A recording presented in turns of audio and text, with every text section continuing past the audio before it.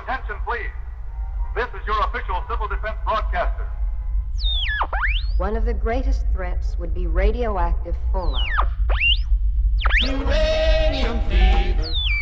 Where fallout is heaviest, it can even kill those who have not taken proper shelter.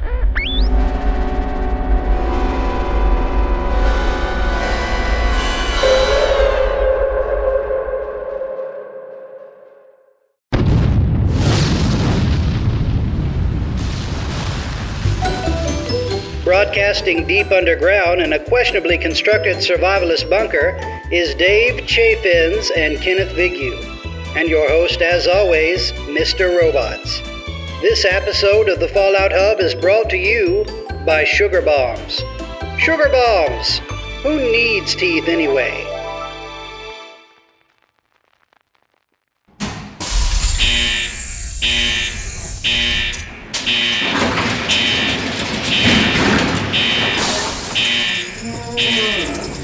So if I take this, press this button, and then if I tap on the mic, maybe, well, I need to make sure that the signals are aligned.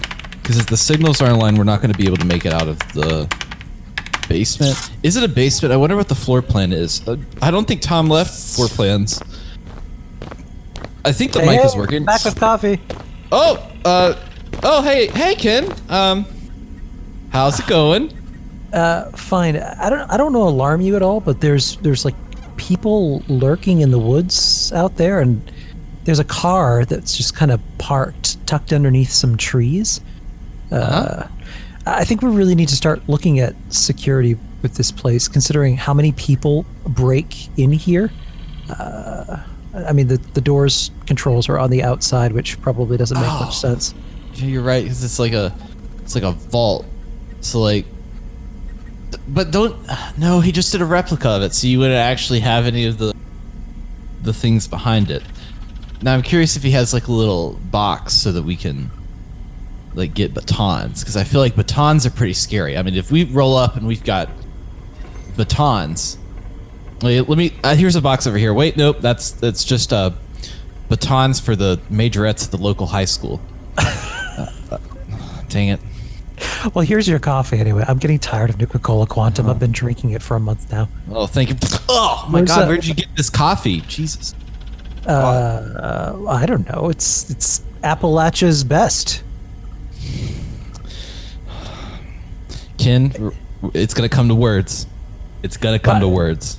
I don't know. It was a little old lady. She has one of those little coffee carts. She was cute. Where's Tom?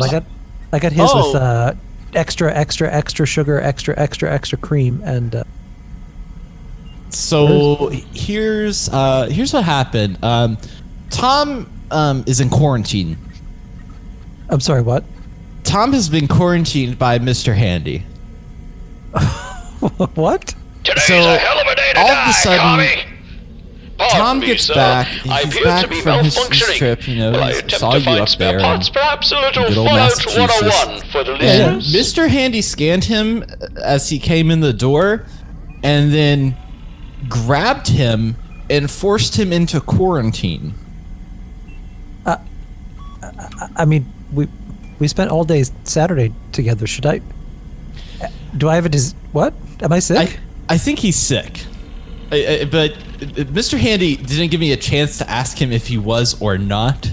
So I'm trying to get this equipment working, because you know we've got our little mandate here today, and I think this is just gonna have to be how it is. I'm quietly freaking out now. What if I'm sick? Oh, where is Mr. Handy? I haven't seen him yet. Where would he be at? Oh, there he comes. Today's a hell of a day to die, Tommy.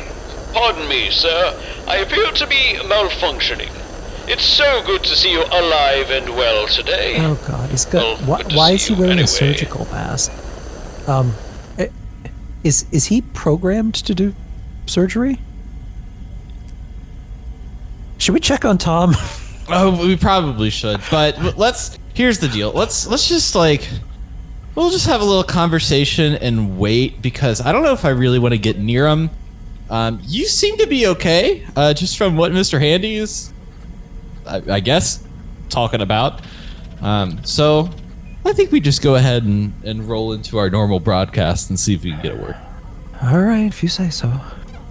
Okay. So let's hear some news. Telegram, news from Bethesda. So, big piece of news is you got back from Bethesda Game Days. Yes, I did. So our reporter in the field, our gumshoe, our Nick Valentine himself, went all the way.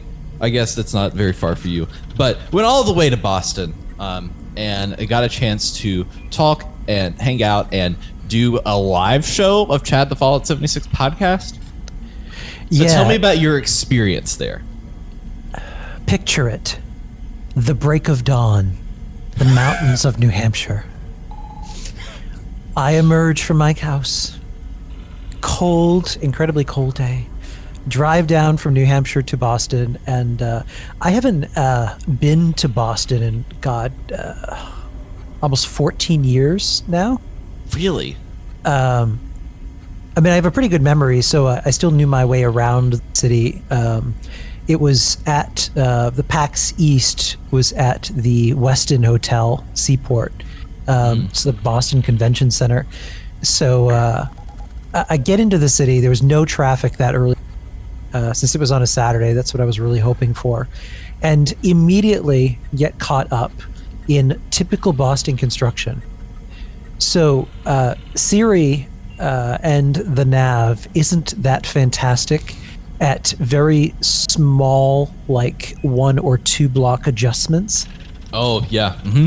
So being in this, like, so I'm getting, you got all of this traffic from PAX East. You got people getting dropped off, cops like walking people across the street.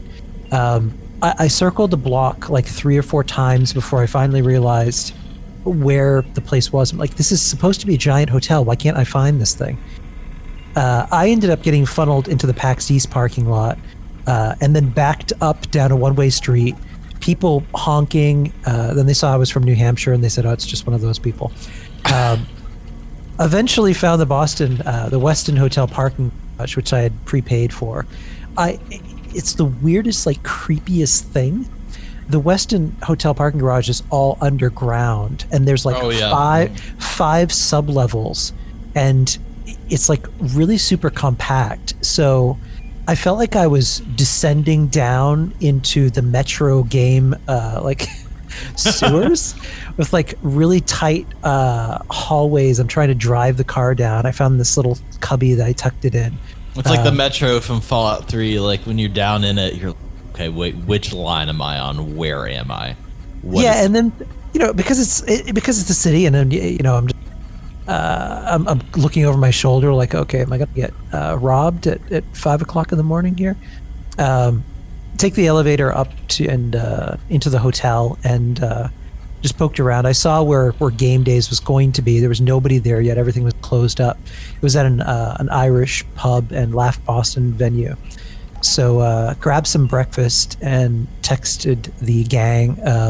All of the cast was there, but they were staying at another hotel along with the Bethesda people. Had a very light breakfast, but I was so nervous about the whole day because this is like 2 months of anxiety. My hands were shaking during breakfast. I was a nervous wreck. I treated you. Let's scroll back a few days. I had messaged you just because I kind of am more attuned to the inner workings of what's going on in your creative life than the average person, and I almost thought of it like, okay, I need to treat this like Ken is getting married. He's planning the whole wedding. So I sent you a message that was like the boilerplate message that you send somebody that like one of your friends is getting married, and it's like, hey, I know things are busy, but if you need anything, if I can do anything for you, you let me know and I'll be able to do anything. Fully knowing well that probably 20 people have asked you that, but I just wanted to throw in my name into the boilerplate as like the goodwill that you do at like a southern wedding where you're like, honey, if there's anything that you need, I'm happy to do it for you. And the bride turns around and looks at you like, I'm fine, thank you. Thank you very much. Because they're so stressed. And it was very appreciated. Like everyone kept checking. Are you ready? Are you? I mean, you should be nervous. And I'm like, I'm trying not to be, but you keep reminding me to be. Thank you. So I ended up finished breakfast, ran over, and the community manager that I've been working with Bethesda. It's one of those awkward things where there are people milling around and nobody kind of knows who they are. So he was standing like, I don't know, 10 feet from me. And we're talking to each other over Twitter without realizing who we are. So we had that kind of weird exchange. And then I'm like, what are you wearing? What are you wearing? So we meet, and that was great. Go inside, and we were going to be spending the whole day inside the venue. So we got to spend like the first 6 hours of the day in the space. Nobody else there, which is kind of super cool to be backstage seeing all that stuff. So they showed me around the venue. They had a whole section set up for Wastelanders with all the computers. He explained how that worked. Took me back to the green room, which, you know, when you said, let me walk you back to the green room, I pictured like, you know, nice curtains, some wallpaper, maybe some nice magazines, some green bowls of M&Ms, you know, complimentary massages, that kind of thing. It was just like a closet that had like stuff thrown in it in boxes. There was the Doom helmets and the Doom guitar, which was kind of cool. And then a whole bunch of stuff that was actually signed by developers that I'm kind of thinking to myself in the back of my head, is there any way that I could like stuff this in my bag and people wouldn't notice? Like you know, I'm just imagining you like alone, and it's like 7 a.m. and you walk into a room filled with Doom helmets. You're going, it's like that little dog in the meme with the house on fire, and he says, "This is my life now." I may have tried it on with the door closed, but what if you couldn't get it off your head? That's that would be very me. Yeah, so checking all of that out was great. They had like an Elder Scrolls Online little VP area where they had these massive murals that you could probably see from the pictures, and like shrubbery and trees dusted with fake snow, which kept getting on everyone's clothing, which was kind of cool. And then in the other part, in the actual Irish pub, is where they had all the Doom stuff set up. So playable version of Doom, playable versions of Wastelanders, and then like this whole audio visual recording setup, which was incredibly intricate for streaming. So before you continue on with that story, let me just say that Tom has put up on his Robots Radio Network YouTube channel, and I think some of the podcast services for Fallout Lorecast, his in-depth, because he was there with you. He was on the Chad Fallout 76 stage, and he got to play 20 to 30 minutes of Wastelanders, right? And he has some of his thoughts that you can go and listen to on YouTube and on the Fallout Lorecast. I think he put it on there. I'm pretty sure. He did, and he also did an AMA for the Fallout Discord community. It's one of the largest and the original Discord community. A lot of the community managers from Bethesda on there. We'll link both of those in the show notes. Yep. I didn't play Wastelanders, so I'm not going to talk about that at all because I'm already in PTS. All right, that's enough. I've had enough of you today. All right. Anyways, as I say enough, I've had enough. I'm just going to sit over here and flex with my PTS and my NDA. Let me tell you something. I live Fallout. I'm down here walking the streets of Charleston, and I'm playing the game at the same time, and I'm like, I walk my dog here, and it makes me wish I had a dog companion in the game. Because life imitates art. Art imitates life, my friend. Dave just held up a picture of Greta Thunberg that says, "How dare you?" I have now become a meme. Yeah, so I didn't play Wastelanders. I did play Doom, and oh my god, is that game fantastic. I'm really excited. It is so good. Like, I played the first Doom because I'm just that old. And even like all the way up through Doom 2016. And it is, as soon as that music starts and everything just goes completely insane, and it's just hacking and slashing and shooting and gore everywhere and demons. It's just, it's a nonstop fun roller coaster ride that makes you feel like a kid again.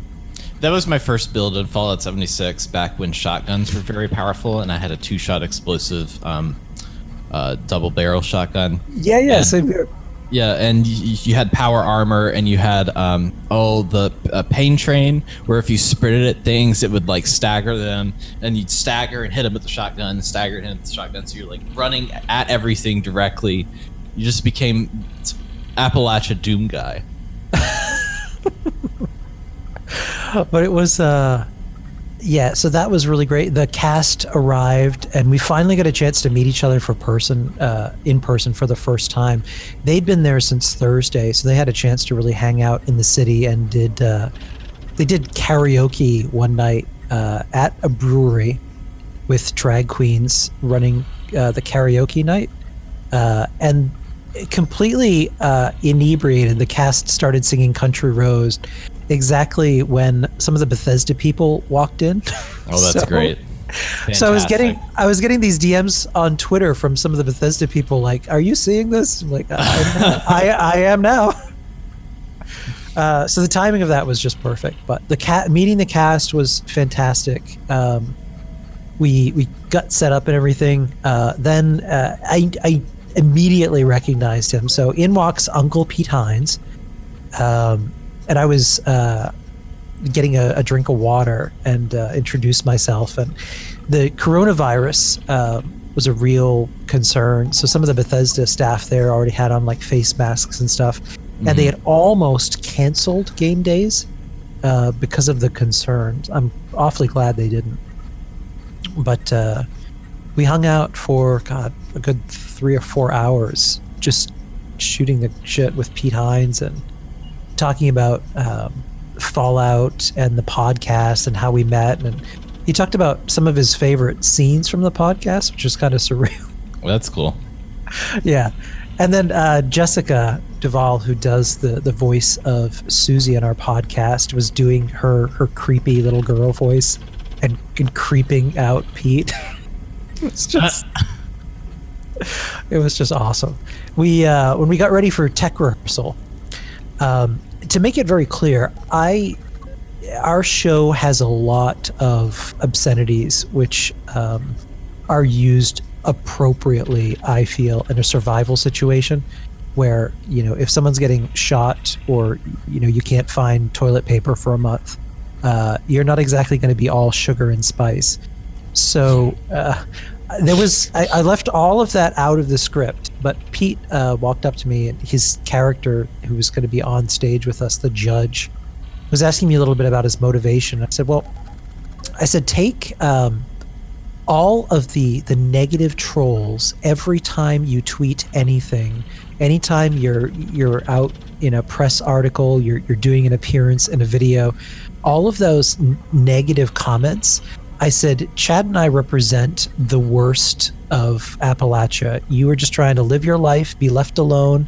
Take all of that negative animus, the stuff that you've always wanted to say to those trolls that you can't because of your position, put that into the character. He's like, okay, great. So right here, I can say the word fuck, right? And I was like, yep. Yeah, if it's not in there, but if you want to swear on stage, Pete Hines, you go right for it. That's great.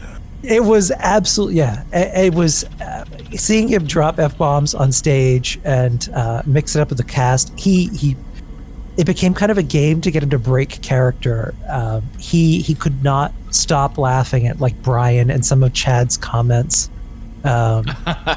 in character. It was just, yeah, it was really, really good. The show went really well. As I anticipated, like some of the streamers on Twitch and YouTube, there was a sizable portion of them that had comments like, who the hell are these people? What is even going on here? When I watched it live, and everyone was just saying, I joined in, and everybody, like, they were just comment after comment. They were going drops, and I'm thinking, what did Kenny drop? What happened? What did he drop something? And No, I was like, they missed the ESO drops, and like, you know, an hour later they're still asking. It's like, it's done, it's over with, move on. And then you have people asking like, is this Doom? Where's Doom? But a lot of people, just from watching it, first of all, you did a great job. You should be very proud of the work that you've done. It was interesting to see people the people that were engaged, you know, like the people that were there knew what was happening and tuned in for it. Like, not necessarily knew you all, but like were interested in what Bethesda Game Days had. Really, really kind and thoughtful responses, I thought, from them. Yeah, we were lucky enough that some of the fans of the podcast were able to come out, and it was amazing meeting them in person, and more than a little emotional for me, for people to talk about how much they enjoy laughing with the show, or if they're having a bad day, they turn it on and it makes them laugh and gets them to crack a smile, which I think is just awesome. But there were a few points in the show when kind of everything stopped, and the first was I did a kind of a Fallout 4-esque intro to the beginning of the podcast, and everyone in the room kind of stopped talking for a minute to watch and listen. And the same thing is true in the feed. Like, even the trolls shut up for a minute to watch it before resuming asking for drops or Doom or to say this sucks. So that was kind of a cool moment. And then the other one is when Pete, who was completely unaware that he was going to be part of the show, walks out on stage, like dressed up as a judge, like in this full costume. He's wearing the puffy shirt from Seinfeld. Yeah, he had the classic English judge kind of froofy, tea cozy thing. Everyone in the room went crazy when he came out on stage. So that was really cool. Afterward, we hung out, and I met a whole bunch of people. I spent most of the evening actually talking to Juicehead. We had a really awesome conversation talking about the game, and we met a few different people. The modder from Sky, curated this Sky Oblivion mod, was there. I'm familiar. Yeah, which is an awesome mod that you should check out. It was all just, the whole thing was just very surreal. That's good. You kind of have this behind the scenes knowledge of the event itself. So, like, seriously, go and I can say this, that's not involved particularly with it. Go and watch that live show because it's a lot of fun, and it's a good entry point if you kind of want to get to know the characters and maybe you have never listened to Ken's podcast. It's a good place to start. And then you released all these like little mini-sodes and got all these people together to do holotapes. You really pulled off a great production. I'm very I don't know if proud is the right word because I'm not your dad, but I'm very proud of you in that regard. Why don't you notice me, Dad? I find your performance adequate. I do have to say, Bethesda worked very closely with me on promoting the hell out of this, like supporting us, dropping us in the Inside the Vault article, retweeting a whole bunch of stuff.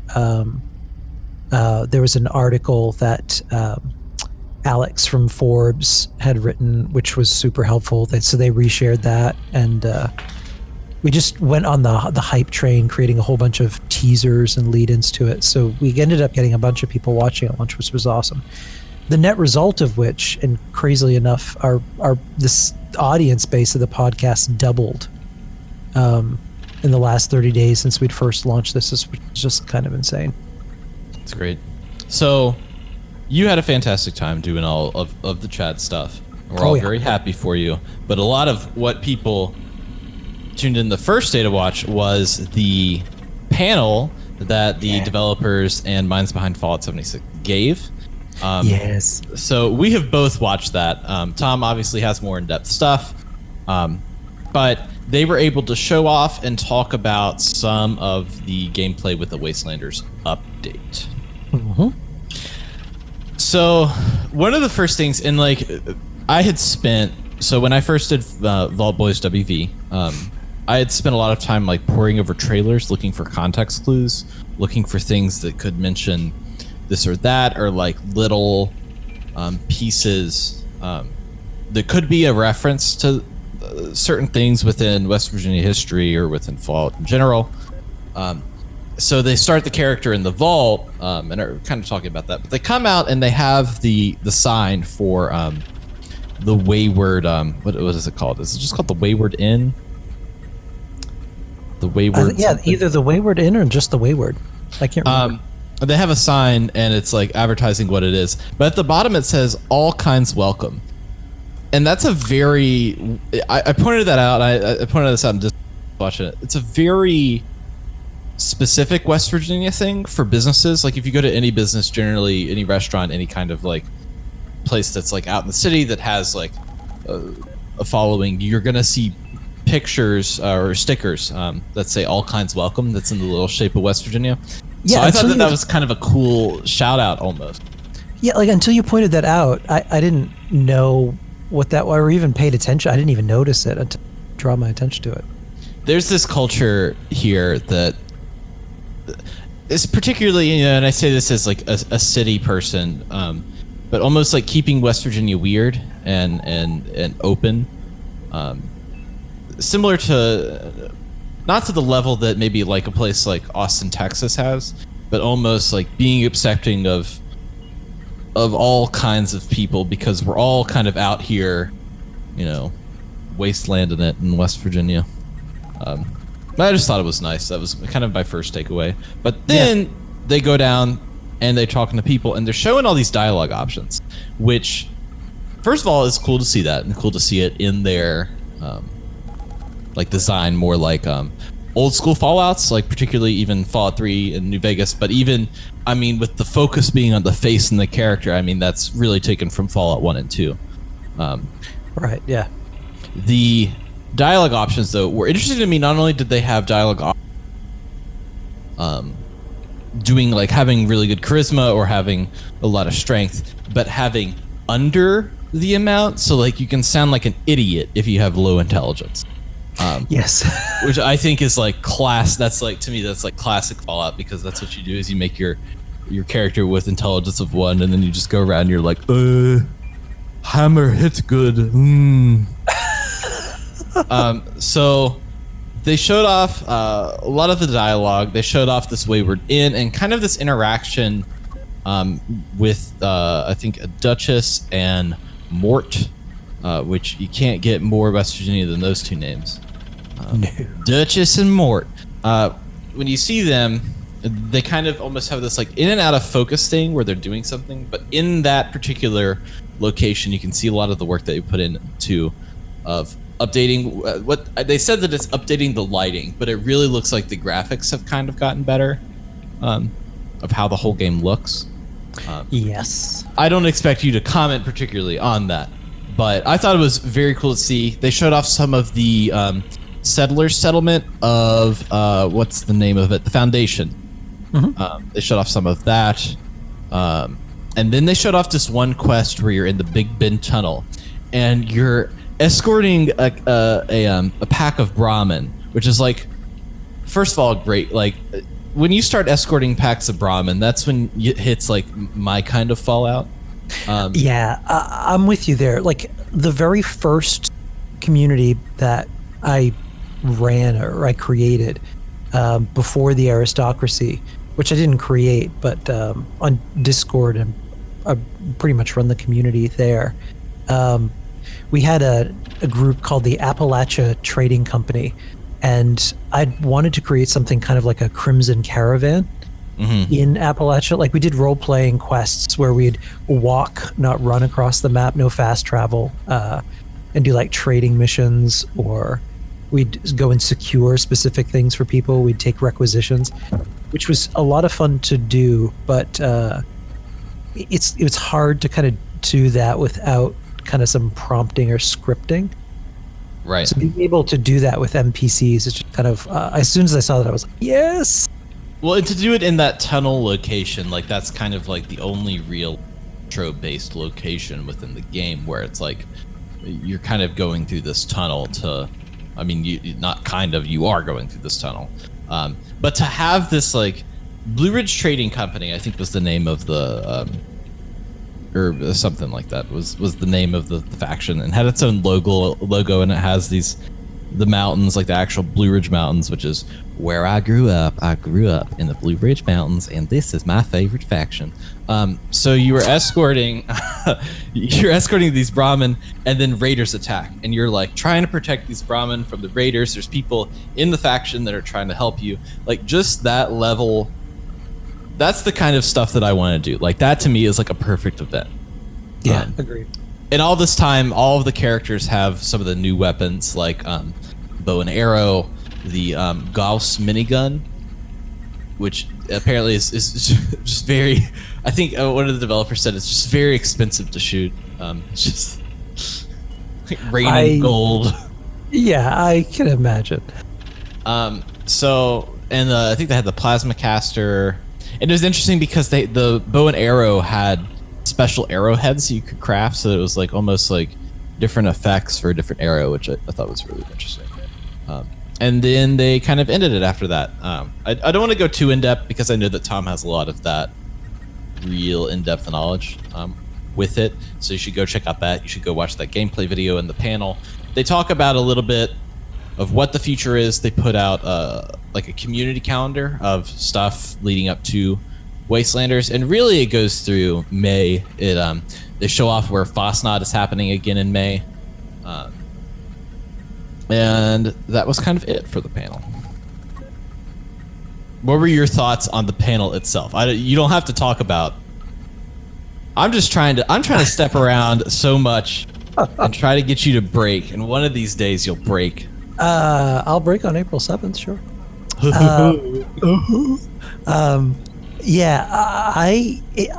If anything, just for me, I wish I would have been there a day before, because I would have given anything to meet Jeff Gardner and Nate Perkypile. Jeff Gardner is the project lead for Fallout 76. Right. He's listened to the show, and I would have been awesome to meet him, but I really would love to meet Nate, and hopefully one day we can get a chance to interview him. He's the lead artist on Fallout 76, and also has done lead artistry work for a bunch of other games, but his world concepts and sketches and creating everything are really just beautiful stuff. Beyond that, the lighting effects, that if Skyrim itself is such a beautiful game, everything with light and shadow, that's all Nate. And the same is true for Fallout 76. When you're going through and you're seeing the light rays or fog or any of that kind of stuff, that's all kind of his deal. I would have loved to have met him also. I would too.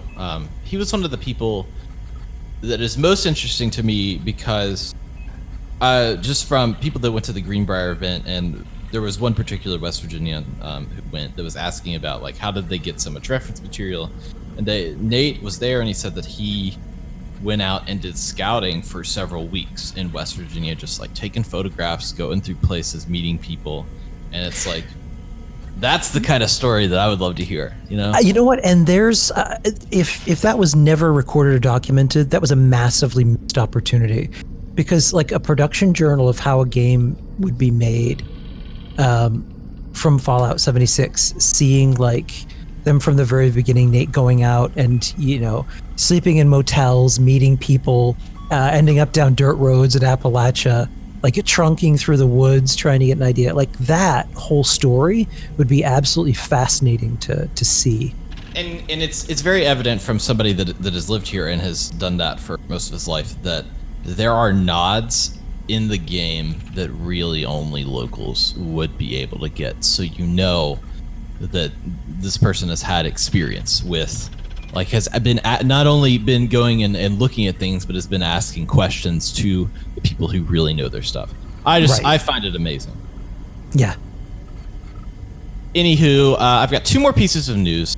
I am so happy about the Bethesda Game Days stuff. Have you ever actually tried any of the sugar bombs in the vault before? Aren't those cases like 15 years old now? I've never had 15-year-old cereal. Well, I can't. Is it the kind? Because I know that there's the kind that doesn't, quote unquote, go bad. But I'm not sure what the legalese on that is. But I'm gonna try it anyways, because, as Drake once said, "You only live once." Weren't these taken off the shelf for causing some interesting medical issues? I think it was like, so you know, Diet Coke. I'm pretty sure that it's like solid Diet Coke that they've like wrapped into some like qualities of Windex. Well, damn, that sounds lawsuit. delicious. Oh yeah, let's dig into that. I'm sure. I'm glad we had this broadcast equipment on to make me sound like I'm chewing on some things. I can't feel my tongue. Oh my! Oh! But I had such a migraine. I'm seeing through this wall. Is it a mutation? do you hear the door, or am I hallucinating? I think somebody's coming in. Who the hell is that now? Are there people in here? Hello? Looks like it. Who the hell are you guys? Who the hell are you guys? We're the Fight Club guys. We're coming in to get our usual robots. What are you guys doing here? We live, work, sleep. What are we doing? Are you okay? We just ate a bunch of cereal. What's up, guys? How we doing? What's going on? All Is right. that sugar kicking in? What you guys got going? Wait, that's Jeremy and Patches right there. My vision is finally getting back to me here. What's up, guys? Hang on a second. From Fight Club 76? That's right. Yep, that's us.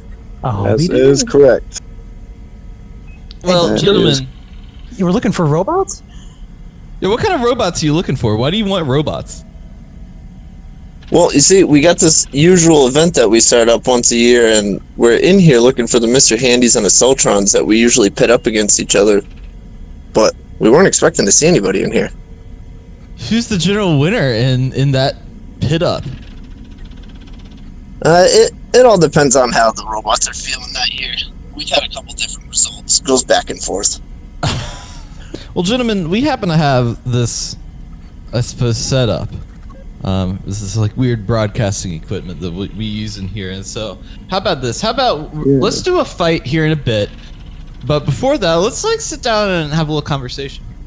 Sounds good. Yeah, event's not for a while, so we got time, I guess. All right.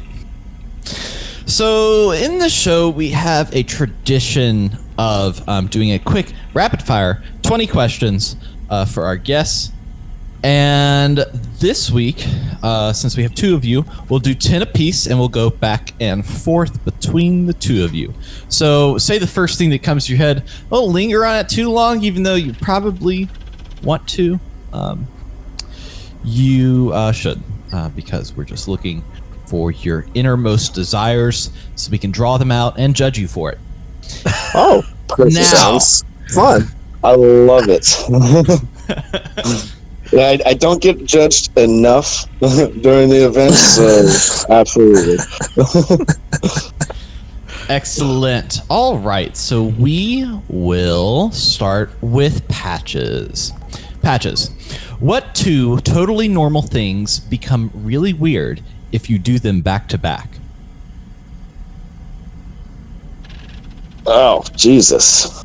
Lord have mercy, that's a curveball. I have no lively idea, bud. Okay, Sex and well, grocery shopping?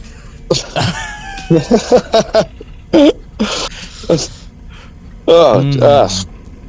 orange juice and mouthwash? That'll do it. Oh, All right, I we'll was move going on to to say, Jeremy taking next. a shower and taking a shit becomes really weird. Ooh. Kind of backwards, but... Well, I heard Tom has the flu, and last time I had the flu, I mean, that's a common occurrence. Yeah, I suppose in that scenario, that's a likely. For convenience, Like they an do have those. They have those campers that have the shower that also is the bathroom, which is really weird. I'm familiar. Okay, Jeremy, Not you're much- up next with All right. what would be the creepiest thing you could say while passing a stranger on the street?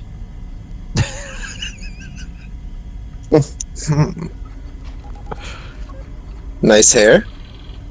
But in a really creepy voice. I don't know. I can't really think of a good creepy voice to do with it, but Nice something hair. along those lines. Yeah. Yeah. It's all in the delivery. You It all smell depends on like where you purple. point when you say that.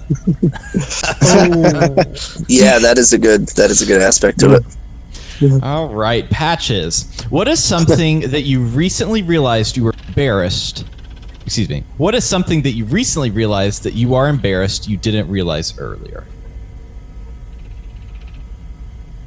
Well, I would just probably say the most common thing with everybody, zipper down or something. Nothing too crazy. I don't know. I rarely get embarrassed, to be honest. I take things in stride, so that's a tough one for me. I still remember from the second grade when somebody told me and asked me if my zipper was afraid of heights. So I hold grudges. Let's go on to Jerry now. What are some fun and interesting alternatives to war that countries could settle their differences with? Rock, paper, scissors. Love That it. would be a fun one. Excellent. All right, Patches, what would be the worst, best name for different types of businesses? Dry cleaners, amusement parks, etc. What would be a great name? Like That's what I said. an awesome but also terrible name for a For business. a fish and tackle shop, you can call it the Master Bait Shop. Fantastic. Yes. All right, Jeremy, you're up next. After that one, God. What would the world be like if it was filled with male and female copies of you? Oh God. I don't think the world would last very long. It would probably go into complete disarray pretty quick.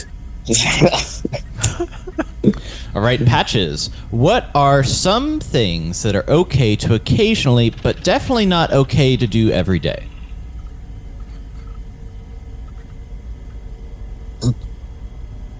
Hard drugs. The Raiders would No? agree. Okay. Depends All on right, the Jeremy. drug, I guess. Jeremy, if you were arrested with no explanation, what would your friends and family assume you had done? It would probably have to be some sort of stupid prank, like doing something ridiculous at a public event, maybe streaking or getting drunk and doing something dumb. Jeremy, a man for being known to be naked. On to Patches. You're a mad scientist. What scientific experiment would you run if money and ethics weren't an issue? Probably cloning, I would imagine. What would you clone? Jeremy. With Oh God. No. either that or myself. Probably myself. Think of how much work you could get done with a clone of yourself. Exactly. It still wouldn't be much. At least in my case. Collective hive mind apathy. Siri, play sad piano. Playing sad piano. All right, Jeremy. If someone asked to be your apprentice and learn all that you know, what would you teach them? Well, first off, I would probably try to teach them. Honestly, I don't know. I mean, there. I don't think I really have too much to offer to an apprentice. All right.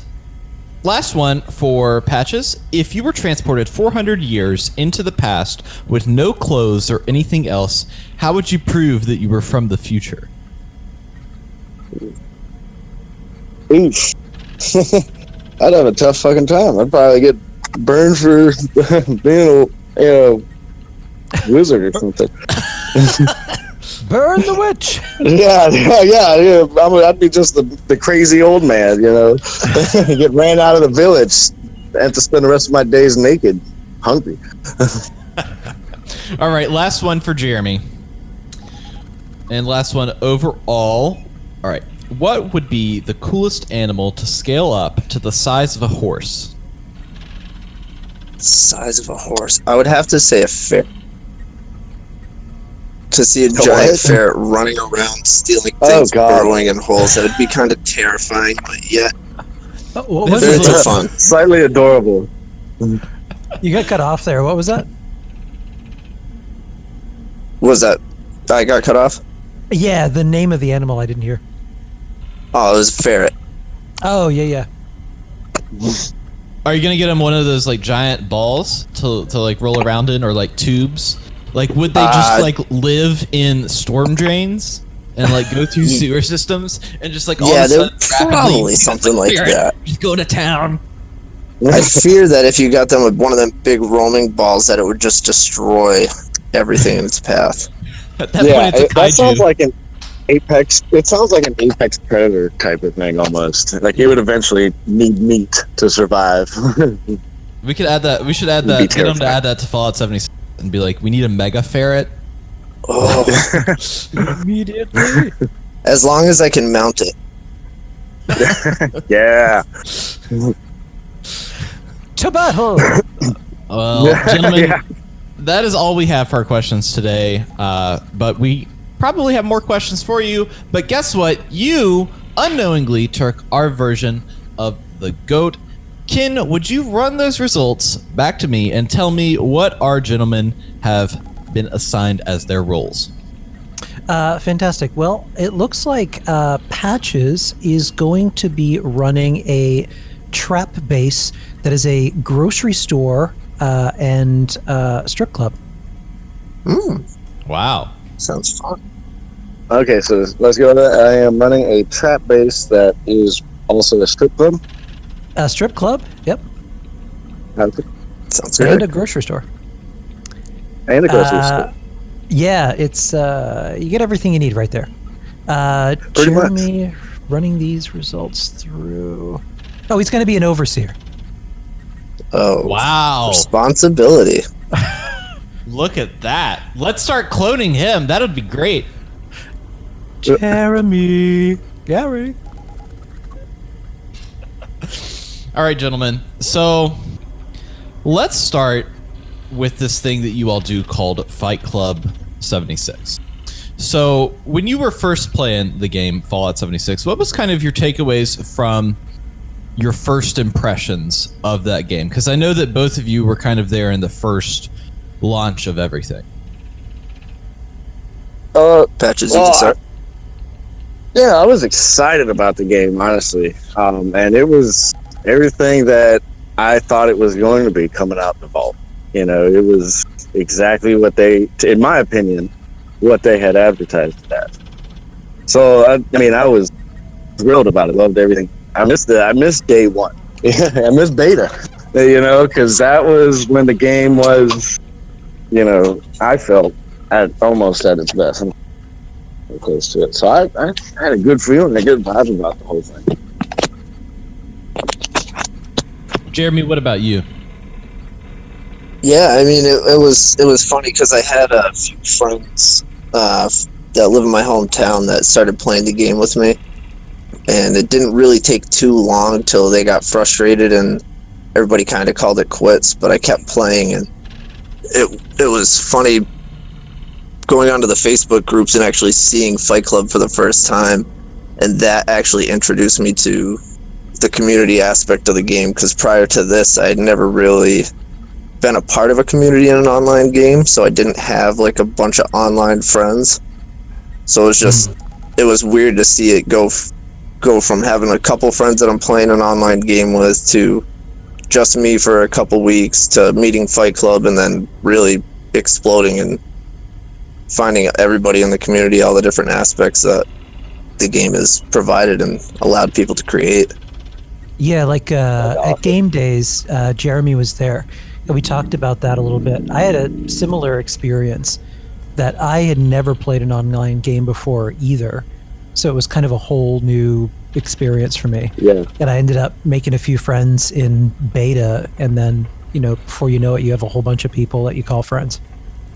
Yeah, it's definitely crazy. Never experienced anything like it in any game that I've ever. It was a truly different experience altogether. You know. So Patches, what would you say? So you're going through, you're playing this game. What inspired you to bring this kind of, I guess, Fight Club concept, like just the concept itself, into the game?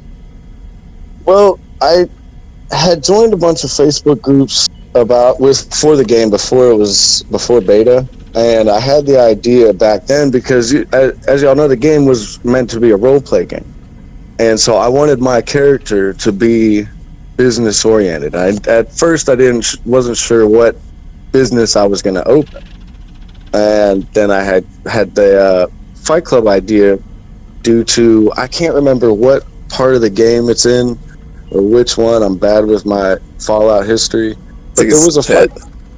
The pit, and I had that idea. Basically, it's not an original idea per se, because I remembered it from that, and I said, you know, that would be a pretty cool thing to run. And I, you know, put the idea out there to a few people, and a lot of people, you know, everybody received it really well. So I kind of, after I got out the vault, I played around for a little bit in beta, but then I went and found a plot of land to build a Fight Club. And but that was my plan from the start, pretty much. Like that was going to be my character, my role play. I like that a lot. That's awesome. It's funny you talk about thinking about a business as from a role play standpoint, because like Dr. CJ Martin, who we mutually know, had kind of the same idea. Like he wanted to actually role play, starting up like a clinic and role play as a doctor.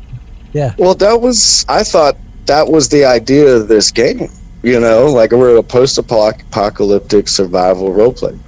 And I was all about it. So Dr. CJ Martin, all that. I mean, I love that aspect to this game, and that was it. I mean, I'm no good at PvP or, you know, buying and selling stuff. It was solely he was going to make his caps off of Fight Club, you know, or you know, and all the things that followed, which worked out. It was great.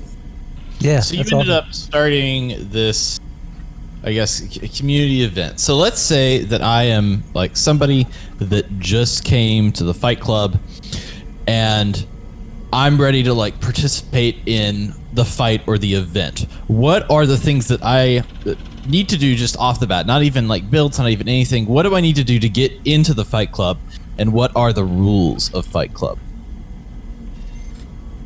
Jeremy's running the show now, so there's probably slight variations from the original rules. So he can probably answer that one a little better than I can, especially. Yeah, I mean, for the most part, getting into Fight Club, the best thing is we have the PS4 community page set up right now, and what that does is it allows everybody to be able to join on myself or any of the other admins that are in there, without having to add everybody on my friends list, because I don't know if you guys have experienced it or not, but I know the doc exactly has had this problem with having so many friends on the friends list where it actually bogs your game down and lags you out, and it just causes a lot of issues. Yeah. So we have, to avoid that, we have the PS4 community page, and that's been working really good for us so far. I know we used to do the spectator fee and everything, but in the recent days I've done away with that. Just basically trying to get everybody back in the swing of being back in Fight Club and getting everybody there. And as for the rules, I mean, I could literally sit here and ramble off all the different rule types for the 4 different events that we have. But with that, your basic, I guess, naked fist fight, which is kind of the classic event, right? Yeah, that's where did originate with was just the naked fist fights. And for the most part, that's just as simple as like no stim packs, no mutations. So we give the fighters Rad-X to take before the fight, which it'll suppress your mutations for 10 minutes. There's a couple different perk cards like Born Survivor, the Mysterious Stranger, Mysterious Savior. The rules constantly, as there like new updates and things, the rules like constantly had to get changed and this and that. So it's like almost an evolving set of things that we had to adapt to, you know. Yeah, and the basics of it is it's a best of 3 fight. So it's just no mutations, trying to strip it down to just your character's build and the perk cards that are allowed. So that way it makes it as even as possible. There's almost even this... I had a chance, you invited me out to one of these events about a month ago. Yep. And there's almost this strategy that undergoes that's different from any strategy, I think, like naturally playing the game. When you're doing just a regular naked fist fight, which sounds like a great way to get initiated into a fraternity. When you're doing that, there's almost like this. You're psyching people out. You're trying to get behind people. You're trying, you're not just going full force. If you just go full force and just try to, like, if you're just focusing on punching the other person, you're not going to win, which is what I did in my first round, and I lost. Yeah, a lot of it actually comes down to, being crouched and not being able to be VATS. A big thing that I tell a lot of people is always try to get, like you said, on the backside. If you can get on the backside and get a couple hits in without them also punching you in the face, that gives you a good advantage there. So yeah, strategy is definitely a big part to the fights. And the more people come out and see the fights and participate, the more you see people morph into being better fighters and understanding how the fights actually go and what they should and shouldn't do. Yeah.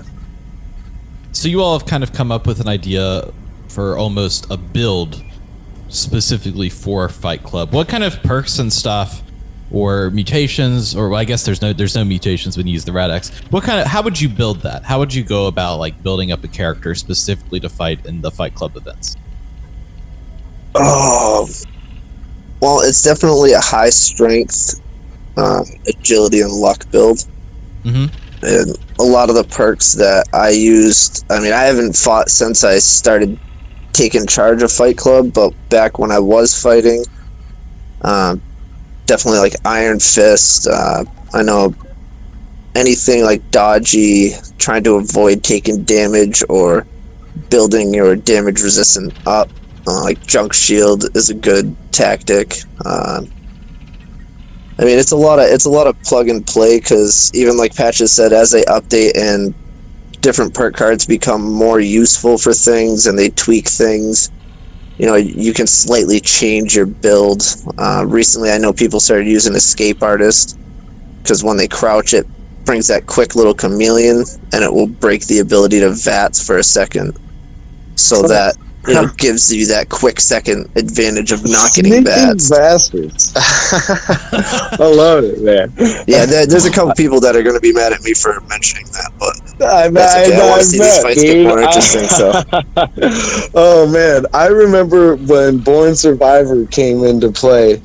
It was like a loophole that nobody knew about, and I can't remember his PSN, but he caught on to it, and because the rule is no stim packs. Well, Born Survivor came into play, and everybody accused him of cheating, and he's like, no, I got Born Survivor. At the time, it was a totally legit perk card. Wasn't banned at that point in Fight Club, and I was like, that's it. I can't ban it now for a little while, anyways, because everybody knows about it. I want to be fair, but I loved seeing how exactly like you say, the strategies would always evolve and change up, and people would have to adapt and learn, basically, if they wanted to kick ass.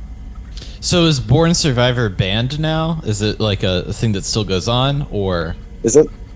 Yeah, it's banned still. Any stim packs in the fist fights, whether it's naked fist fight or power armor fist fights, there's no stim packs, especially with the power armor fist fights, because we'd be sitting there for 15 minutes per round.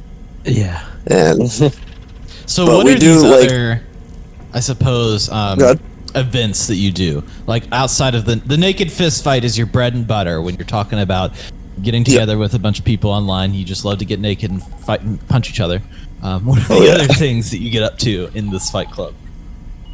So we have also the non-legendary armor and non-legendary melee weapon fights. And I do have like a bunch of non-legendary armor and weapons made, so I always have loaner stuff for people. But that follows basically the same rule set, except the only difference is you're allowed 3 stim packs per round. Because you can, with the right build, people can get you down pretty quickly. Then we also have the power armor fist fight, which is starting to really become a fan favorite. Those are awesome fights to watch. It's very Rock'em Sock'em Robot. I love watching that one. Yes. So what's the rules of the power armor fist fight? I know that there's like isn't there something like strange that you have to do? Well, not really. The only things that are banned, I mean, it follows the naked fist fight rule set. The only things that are banned are like the reactive plates and the Tesla coils for the chest piece. Oh yeah. But as far as like the bloodied knuckles go, or any of the other mods, we haven't run into any issues where we see that we need to ban anything right now, so they're all allowed. But yeah, those are fun. We originally started trying them out without having fusion cores to see if that might have made it a little more entertaining, but that just slowed the fight down when you're watching these two mecha suits slowly truck at each other. And it takes 5 minutes to get the first swing in. So, I guess a question really for both Patches and Jeremy is more toward on Patches' end. What was a way that when you were first starting off, I know you said Facebook, but to get people interested in coming into Fight Club? I don't want to say spamming, but just I try to think of like commercials or ads, completely oriented around being in the universe of Fallout, and just sharing those to the groups, kind of getting the word out, lots of pictures, and different aspects, bringing something different to the game that nobody else was like gambling. I think that was a big part of it. Your meme ads, especially with you, Patches, in the early days, there was all these different memes with Patches in it, and just some really interesting visuals. So those get passed around all the Fallout games because they're just funny. I got to give credit to Jeremy for those. He was the mastermind behind a vast majority of the Fallout 76's meme game. He did great work. Jeremy mastermind. Yeah, Jeremy is actually the meme lord of Fallout, period. He was great for business. Well, he was the guy, my go-to for sure. Because I mean, the content that he would come up with was spot on, and I think that was really engaging for a lot of people, and people like that. They enjoy that kind of. Yeah, like even our group, the Apocalyptic Aristocracy, most people don't know that some of the early memes about Fallout First came from Jeremy. I believe it. I completely believe it. I remember getting mentioned in the articles when they misspelled my name to instead of Songer, they put Singer. Yes. And within our community, it was a running joke for a while where they changed my name in the groups to Mr. Meme Maker Singer. And it was ongoing for quite some time. That's some crack journalism right there. Yeah. Spot on. So, as you evolve, kind of getting people involved, as you evolve that, to me it seems just from doing one of the events, one of the biggest almost advertisements in itself is the community that's involved in Fight Club. And I know that Jeremy more recently has kind of seen that come to fruition. What is that like, Jeremy? What are some of the interactions like? How is that community now? It's had its ups and downs lately. I mean, with people waiting for Wastelanders, a lot of people have kind of taken a break from the game. But it's nice seeing people start to link back up and see the community back to the way it was. I know, again, to mention Doc, he's always working and his team's always busy. I always see them. Streamers that come in, they still have a really good streaming following base. I know Virtual Papa usually brings like 2 or 3 of his followers in, and it's constantly getting more people in now, and that's what I've noticed with the community. The way it is it's more new faces as opposed to the same old people, but with all the new faces coming in, they're still going to all the different aspects of the community, so I'm watching all the different areas still grow at the same time, and it's great. Yeah, like you guys, whenever I watch the stream, it's kind of like a who's who of the community. You've got Doc Martin in there. You've got Chris Grohl from Eat. It's kind of a nice mix of people. And then Miss Fiddle, I tuned into her for the first time ever. If you ever get a chance to watch her on Twitch, she's just amazing. She'll play fiddle music like properly to the match, and she's exceptionally good. Oh yeah, she is great. It was a great night when I stumbled across finding her and met her. She's something special. Like she'll play like these classic like Irish or Scottish like battle kind of violin thing on the fiddle. Yeah, she's the best. It's like a nice bit of folk music. So when you're ready to do an event, so let's say it's fight night, and I know both of you may have had different strategies. You obviously need a big server space that isn't. You need more than 4 people, so you can't do a private server, and you need to actually use up probably 15 to 16 slots on a server for at least one of the fight clubs. How did you go about clearing out that server or getting a server to hold, essentially getting that much real estate for people to be in? It was always a task. Kindness, because I was never good at the beginning. I was never good at PvP. I'm still not.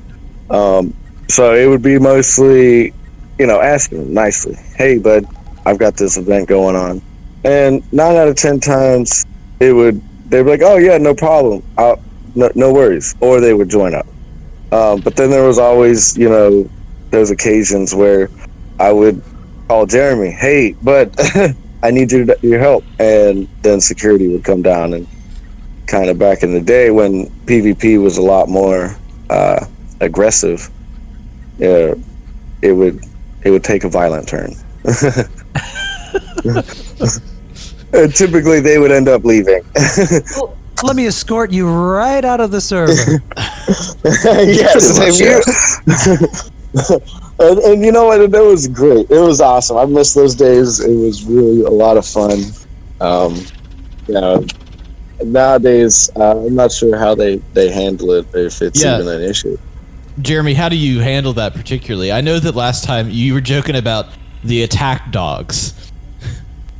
That's, not really too much of a joke. That's kind of basically what I do. I just get my buddies into the server and I let them go do their thing. I got a couple people that still try to do the messaging thing, but I notice that nowadays a lot of people either just outright ignore any messages that come their way, or they tend to have an attitude towards like, why would you even ask me to leave this server? This is my server type.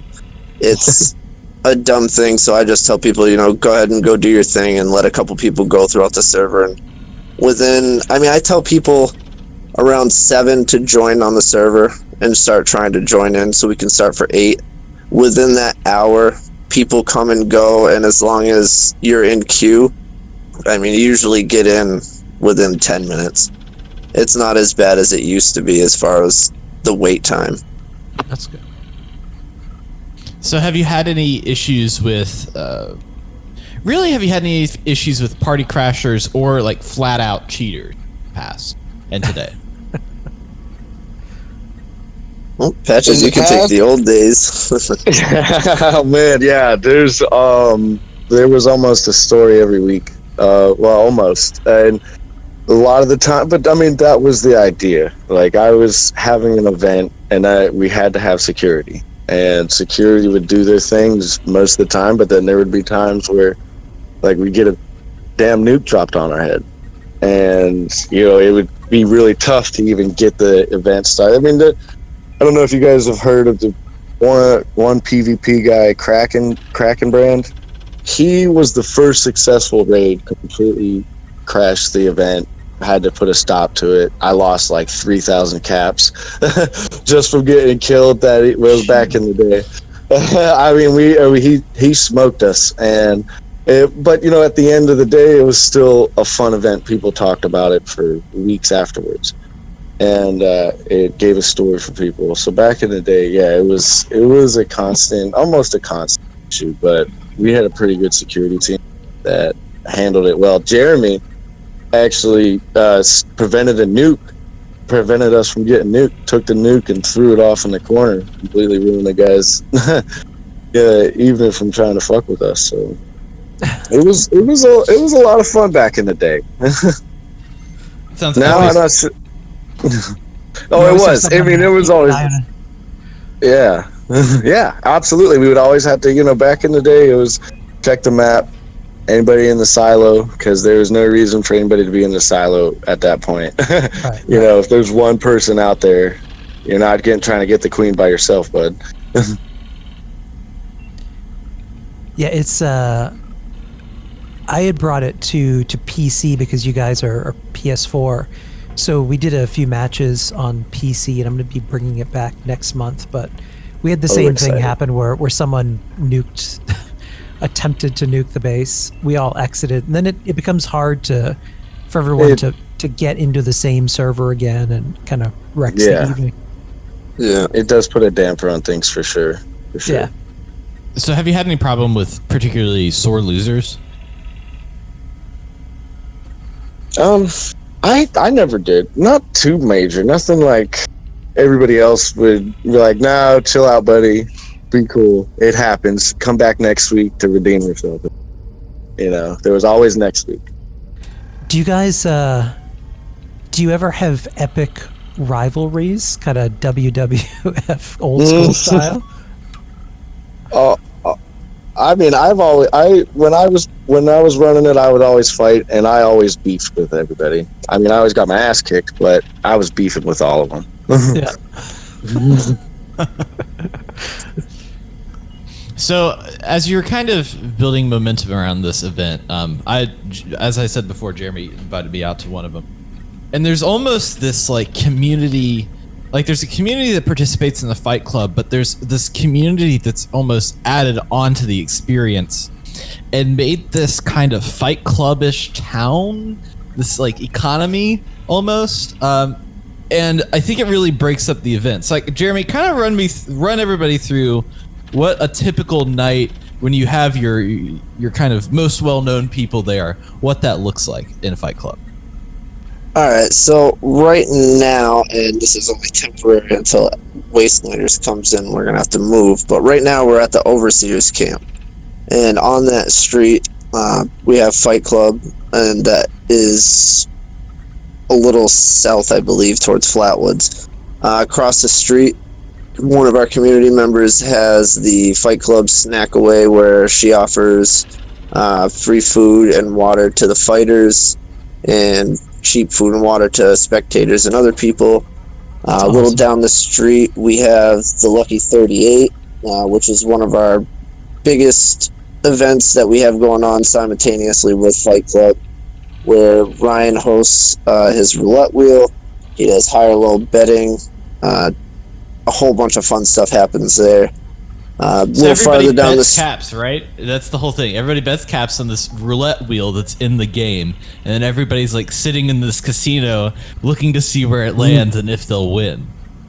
Yep. We're gonna have to. I've seen the thing in action. We're gonna have to share some photos and video because anybody tuning in, you have to see how ingeniously this thing is built.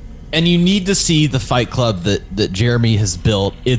I walked in it and I was amazed at the level of detail that he has put in, the level of thought and time. It's crazy. Jeremy was... Unfortunately, I can't change it anymore due to current circumstances. That's pretty much going to be a permanent setting for the style of Fight Club for the foreseeable future. Well, you've done such a great job that I'm sure it'll be thank fine. you. So you were saying that you have the Lucky 38.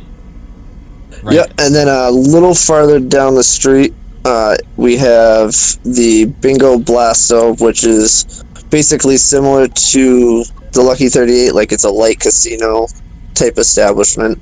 Our friend Minnie runs the bingo hall there, and then she also has another camp that she can swap out, which is a giant maze, and she runs time trials through that. Basically, if you can find your way from point A to point B in the maze in a certain amount of time, you win. I think it's double your caps that you pay as an entry fee. A whole bunch of fun stuff that we have going on. So we're kind of getting this idea. There's almost this generation 2 of Fight Club. So I know that Patches, you were kind of running things, and Jeremy was a part of that. But what made you decide to hand over a lot of the like mainline logistics of this? It was, personal reasons. I had to kind of sign off the game for a while. But Jeremy was always involved, damn near since day one. And he knew the most about almost every aspect of this game. He was the most knowledgeable, I thought.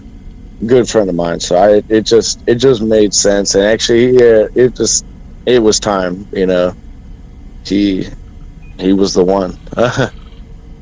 And I knew he would do a good job with it, take it off, do what it needed to be done to keep it going. Because at the time it was kind of falling off. I wasn't keeping up with it, and it just made sense. It just made sense.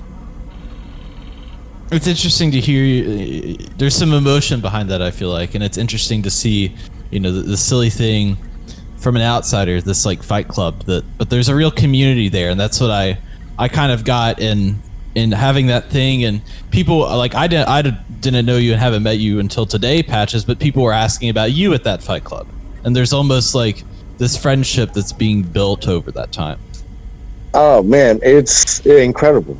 These are people that I will remember and know for the rest of my life. I feel like I've created bonds with these people. It's insane the amount of stories and experiences we all went through, and that was what Fight Club ended up turning out to being. It was a community, but it was a support to me. Anybody can come out there, and it didn't matter what you were dealing with. Everybody was there for you. Like, no, it didn't matter unless you were there being a dick, but other than that, everybody there cared about each other sincerely, and it was a great community to be a part of. And I was when I wasn't able to keep up with it, it was hard for me because I felt, connected with all these people, and these people I felt were connected with each other, that it just sucked. So I was grateful when Jeremy was willing to take over for that. Yeah, it's interesting, considering how much vitriol this game gets from both press and whoever alike, but there's a really unique community aspect to this game that I have never seen or experienced before. It's extremely unique, and I think if people open themselves up to just, maybe not focusing all the time on PvP or building connections with people, or even PvE people who in traditional Fallout games just want to play this as a single player experience, I think either one of those kind of polar opposites, you're missing out on what the real meat is to this experience, which is meeting people like you guys and having these really unique experiences. Yeah. Yep. Absolutely. So as we, I guess, look into like the future of the community and look into the future of Fight Club, Jeremy, what would you like to see event-wise come out of it? Well, one thing that I would be super grateful to see would be bigger private servers. Don't have to deal with the whole issue of people coming in and out and having to clear servers. Yeah. I think that would also open the door not only for us to be able to do what we do a lot better, but for bigger opportunities within the community to be able to grow from that. Because I know a long time ago, I want to say last spring, early summer, we had a lot of people that were doing kind of like a farmer's market type thing. They were getting a bunch of vendors together and joining into a server, and they were having them meet up at workshops and, just getting a bunch of the top traders that are within the trading community all together so you can go there, check out their goods, see if there's anything you wanted. And it was a good community aspect, being able to have things to, you could mention, hey, we got Fight Club going on this week, and it would get the word out to people. Bigger servers, I would really like to see eventually, the private servers, to be able to let things like that happen. I want them to make our characters be able to kick. That's all I care about. Ooh, that would be a good aspect of Fight Club too. So I had kind of cut in, I guess a week or two ago, and you had mentioned to me this laser tag situation that you had been working up, Jeremy. What's that all about? Yes, the laser tags. So that sounds so exciting. What I did was I kind of set up a indoor, I don't want to call it an obstacle course, but it's got a bunch of structures set up in the way. You can shoot through a bunch of them, and it's a big arena, 2-floor arena. And what the aim with that is going to be is non-legendary laser rifles, modded however the user wants, only wearing the Under Armour of your choice, whether it's, I would assume, shielded, Raider, whatever kind you want, and then just a non-legendary leather chest, again, modded however you like. And we could do team battles, 1v1 tournaments, basically following the Fight Club rules with taking away the mutations, not having chems and alcohol and things to boost your stats and give you the upper advantage. Just trying to make it a ranged version of Fight Club that makes it, again, as fair as possible for everybody to be able to participate in. That's an awesome idea. Yeah, I love it. You've shown me the arena that you've built. First of all, I don't understand the level of building that you were able to do. I think that's your secret skill, is the amount of time that you put into your builds, because it literally looks like a laser tag arena that you would see out, in West Virginia. Like, I can imagine them having something that looks exactly like the place you made, like down the street in the interstate, Oh my god, I believe it. He builds crazy good.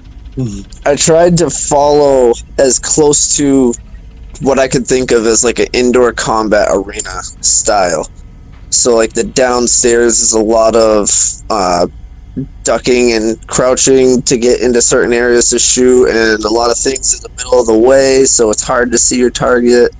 And then as you go upstairs, it's got the big center circle arena with the top floor that you can get onto, or the down more open area space for the long range fights, trying to incorporate all the different aspects of like a good Call of Duty level that I would always like, that would be able to reach close quarter, mid range, and a little bit of long range all in the mix. Yeah, we're gonna source some pictures from you and put them in the show notes, but also on some of our social media so that people can see, because unbelievable. Yeah, right. Definitely. Thank you. I know that you had mentioned to me that you had an interest in almost involving factions in some of the Fight Club activities. What's kind of your idea behind that? Oh. So one of the aims, that I did with the building, as you've seen when you were there, I have one side is kind of like the blue area and then the red area downstairs in the arena. The aim for that is to eventually work in faction fights. You know, say there's a dispute between two factions in the Facebook groups, being able to say, hey, well, you know, bring your 4 or 5 best fighters down. Let's have a, you know, faction fight where each member of each faction would 1v1 in the arena, and then the faction with the best win-loss record at the end would come away victorious. So you wouldn't necessarily have to win your personal fight to win overall and be a winner. If you lost your fight, if your team still wins, you're still a winner at the end of the night. That's very interesting. Because that would, I mean, I'm like racking my brain through the amount of groups that are out there that would be interested in something like that. It's a good deal. There's, it's unfortunate because I personally am not a fan of PvP, but within our own group, we've done friendly PvP nights where we've done, like we did a Thanksgiving event at the fort where people dressed up like turkeys and pilgrims and went to town. That was kind of fun. I'm all about the quirk. But it was interesting. I was watching a video the other night from Juiced actually, and it was talking about some of the content that was cut from 76 in the early days that's still kind of there. And there, in the early days, had been planned like a team deathmatch where 2 teams could go into an area to fight. And I think that would have been a really interesting way to do PvP, and maybe more of a positive, fun way than just, you know, griefing people at workshops. Create a little bit more of a fun challenge. I think I would have. Yeah, that does sound like that would be a good addition. Yeah. But I mean, that's kind of like with the regular fight night event, that would be your melee version of being able to do that. And then with the laser tag, I mean, ultimately, if I wanted to, I could host a regular ballistics match there as well, because the arena could provide for both. As long as I'm not fighting, nothing within the arena gets destroyed, so it doesn't matter the weapon type, but it would be able to allow different factions to fight it out in not really a tournament setting, but more of a rule structured base where it's got to be a more fair playing field for each team. Didn't we do that, something like that? We did that would be something good. like that. Fallout 5.0 versus the Super Troopers. So remember at the docks? Oh god, I must have missed that. I'll have to go back and try and find that. The battle at the docks was the Bathrobe Cartel, and which was Kraken Brand's PvP group. There was another group that challenged him. I want to say they were Italian. I can't remember who. Yeah, I can't remember who. Italian group or French group. I'm sorry, the Bathrobe Cartel. Yeah, You've never stumbled across them? A bunch of goons in bathrobes and AK-47. They weren't named that for long, but yeah, that they were all running around with bathrobes, chef hats, and sunglasses on. Yeah. You run into some weird factions. Like, have you seen the what is it? The Bunny Hood and the Bear Clave, where they just I have not heard of that one. Oh yeah, they have that's the name of it. themed hats, and they have this kind of beef with each other. So the Bear Clave is actually Enclave people with the bear costume hat on, and then the Bunny Hood is like just the bunny hat from the mask from Easter on just regular Brotherhood armor.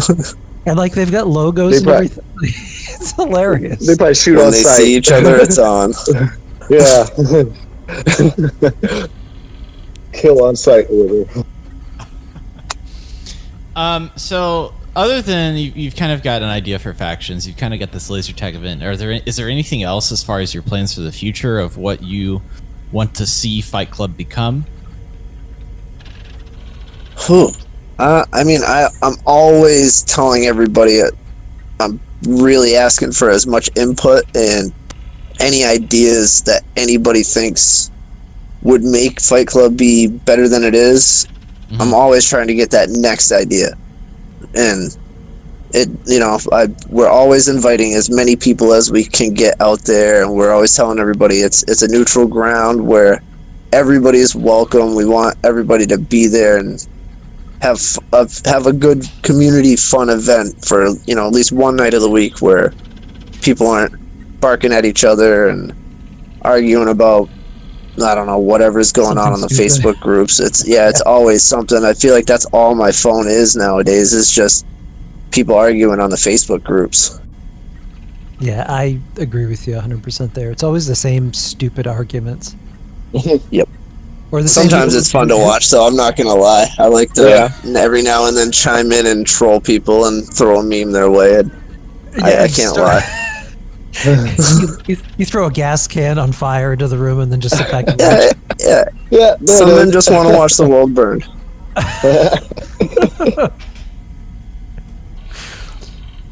So, with Wastelanders coming out, do you think that will change anything drastically for Fight Club?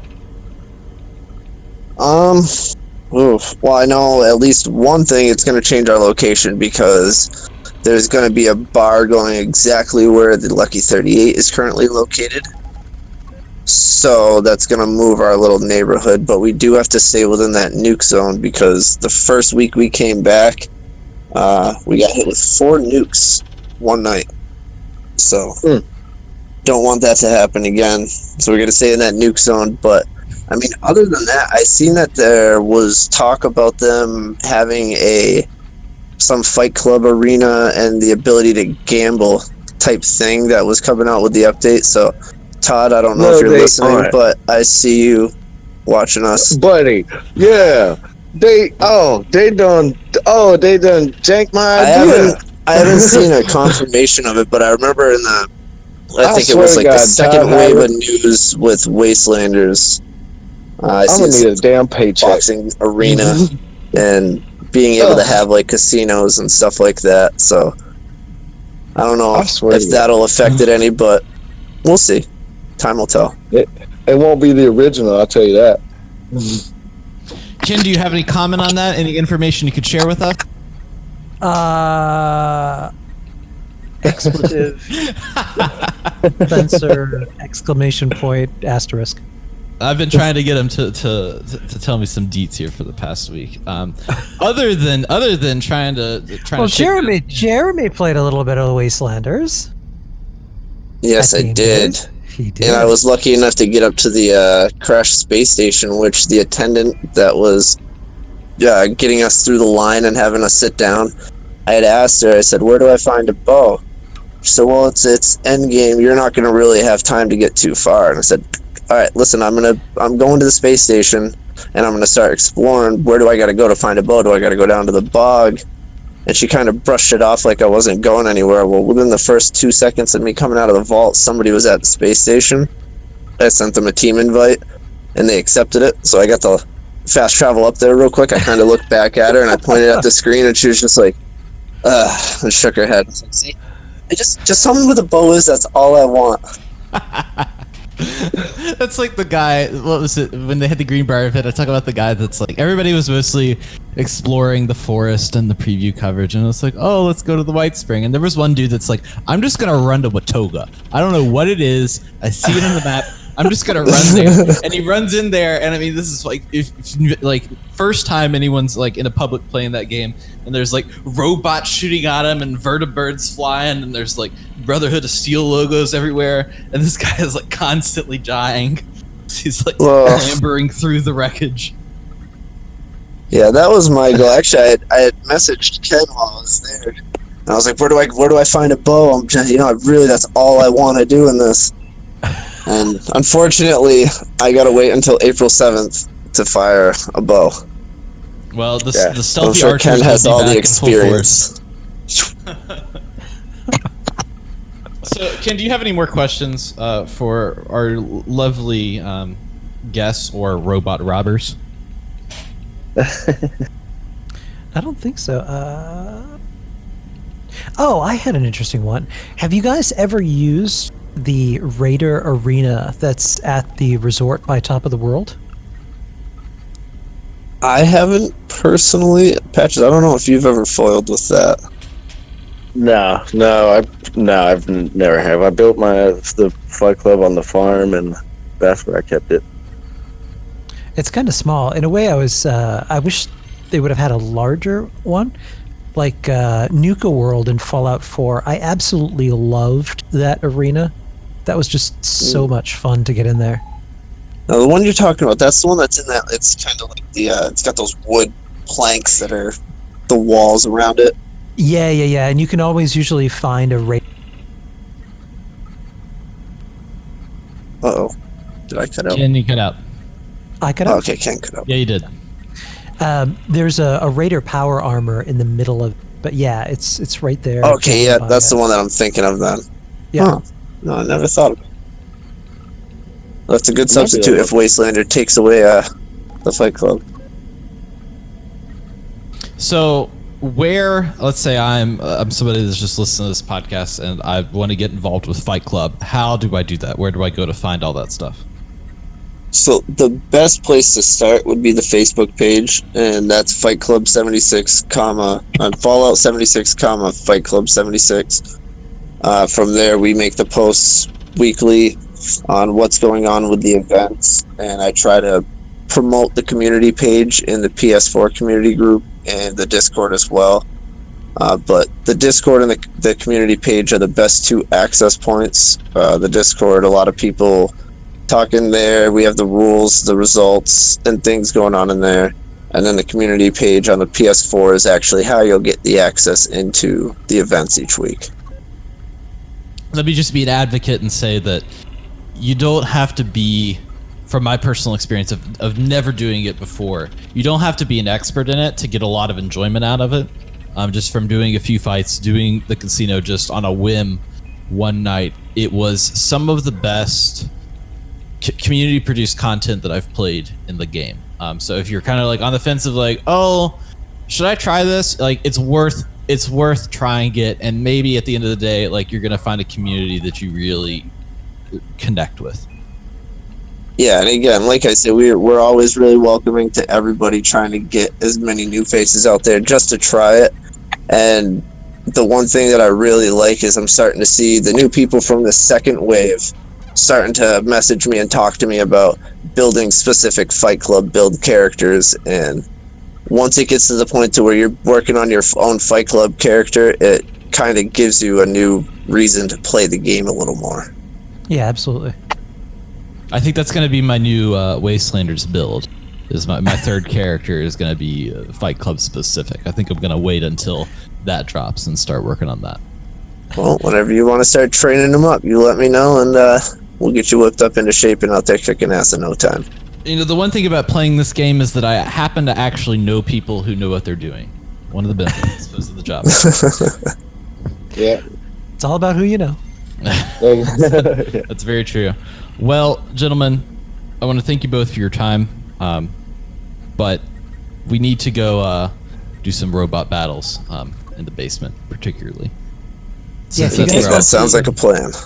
You guys can feel free to head down there and set them up. We'll just keep doing our thing. Hey, let me get an ice cold Nuka Quantum before I leave, though. Heard you guys got some of those? No? Yeah, there's a whole bunch of cases over there. Some of them have gone off a little bit. It does some weird things to your urine. There's this whole Diet Coke and Mentos mentality. When you put the Nuka-Cola Quantum in the bowl of sugar bombs, I'm not sure what happens, but I'm pretty sure that Mothman is involved. Ooh, count me in then. Typically, I charge caps for my time. Is it okay if I collect 50 before I walk away? Mr. Handy, It's fine. I'll talk. Well, I had to try.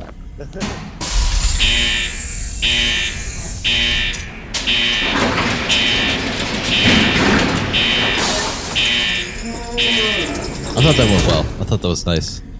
Yeah, I did too. It's so interesting. Like, I was not expecting the level of organization I guess, going to that first like Fight Club event that I went to. But it is like, it is built for, we're going to spend 10 minutes doing this, and then 10 minutes later, we're all going to meet here. We're going to be doing this. If you miss one, that's fine. If you need to go back, if you need to drink something, that's fine. But here's our schedule for the evening, and you go to all these people's different camps. Like, it's evolved beyond Fight Club itself. And so I kind of wanted to get to that point of that showcase particularly. Yeah, they really. That's it. That's like the level of detail that people put into it, and then it was cool to see, and to kind of go down that rabbit hole of the amount of emotional connection that you kind of generate from just like working together on like a community project in a video game, and that's like Fallout agnostic, and that was kind of cool to touch on that. Oh yeah. So we've got 2 more pieces of news. The first one is that we had a polling the week before Bethesda Game Days to name our Mr. Handy. Yes. And our listeners who visited our Twitter have chosen the name that he will go by, that we are going to imprint on his back in Sharpie. I'm sure he'll love that. He will try to kill us while we do it, but the name that has been chosen, and we'll get a little drum roll. Drum roll? Thanks, Ken. The name that was chosen is Bigglesworth.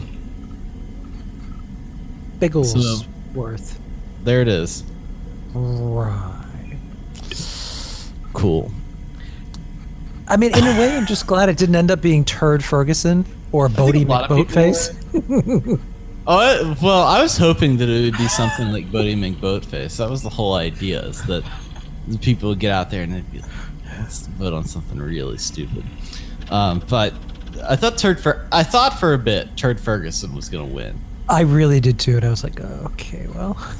But I thought, I was like, there's a coalition building against Turd Ferguson. It's a funny name. It's a funny name. So Bigglesworth came out on top. Anywho, the third piece of news, a little bit of self-promotion, is that I've started a new podcast. So I've done Vault Boys WV and the Cryptid Cast, and now in my third iteration of podcasts, not including this one, I have started Mystery Time Live, which you can check out now. It's all linked up, ready to go, where each week me and my co-host Alex sit down and we, in a very comical and kooky way, talk about different mysteries out there in the universe. The first week we talk about a very strange town in New Zealand that is plagued by the ghosts of daylight savings time, which if you didn't watch A Christmas Carol, then you still would have no clue what that is. So each week we come together and we have a nice little time. You can catch it every Wednesday. Just a little bit of like self-promotion, baby. I want to know where the heel of sandwiches goes. Those 2 little pieces of bread nobody wants. I mean, we can solve this. At this point, I'm like Scooby-Doo. Like, I'm like a 2-bit washed up Scooby-Doo. Like, dude, we can solve. Where do those sandwiches go? Oh man, we got it. Cut to a cinematic movie sequence with an epic score, and someone in a dark room saying he's getting too close. You running down a hallway. It's funny. I talked to one of my co-hosts and I was like, well, so back when I was doing the Cryptid Cast, Mothman wrote me a letter in which I read in the first episode. And I mean, wrote me a letter as in like 2 pages worth. And I talked about how there's been Mothman sightings in Chicago, and it was addressed and postage marked from Chicago. So I got this letter. I don't know how anybody got my address. I read it on the air. And then I had talked to my co-host. I was like, well, I'm going to do this Mothman letter. He was like, well, we can't talk about Indrid Cold. I was like, why can't we talk about Indrid Cold? He said, because I know people that have talked about Indrid Cold, and they have received phone calls. And I was like,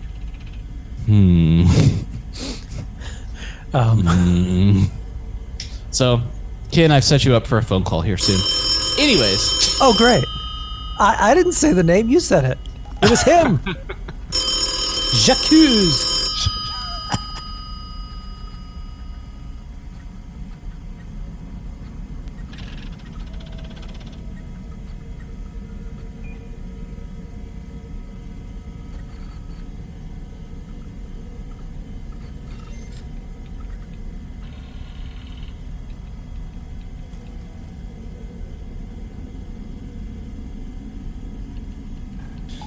Oh, look, here he comes right now. Mr. Handy himself. Mr. Handy, can you come over here? We have a little something for you.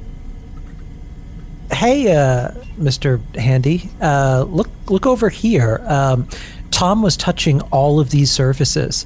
Like, he was, like, sneezing and, I don't know, not washing his hands or something, and he was drinking Corona beer, so you might want to check this out here.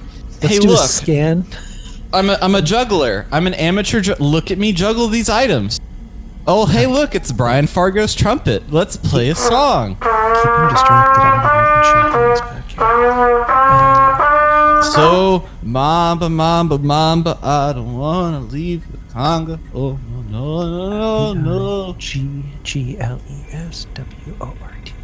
Okay. Good. Bigglesworth. Oh, well, that's all the time we have for my show, Mr. Handy. That was just...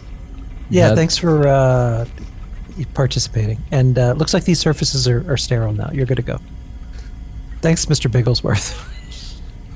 Oh, yes, Mr. Bigglesworth, of course. Excuse me, masters, but the day grows short and your listeners could use a little Fallout 101.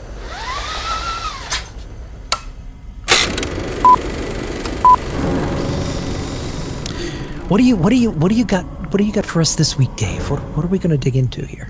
Okay, so you had mentioned to me several weeks ago. I don't know if it's been weeks. Time is of no consequence. Like it's been weeks. We had talked about the different builds that we wanted to cover, and you told me, you were like, we should do one that's like a commando stealth kind of critical build that like people are using that we should look into. And so I said, oh yeah, I mean, we might do that. And then I had my second character, you see, and I mean, this guy was started probably 6 months ago, and I hadn't touched him. He was at level 20. Well, at Bethesda Game Days, they that weekend also said, hey, for the people that aren't here, you get a double experience boost weekend. So I took the character from level 20 to level 50 in the matter of a weekend. Alrighty.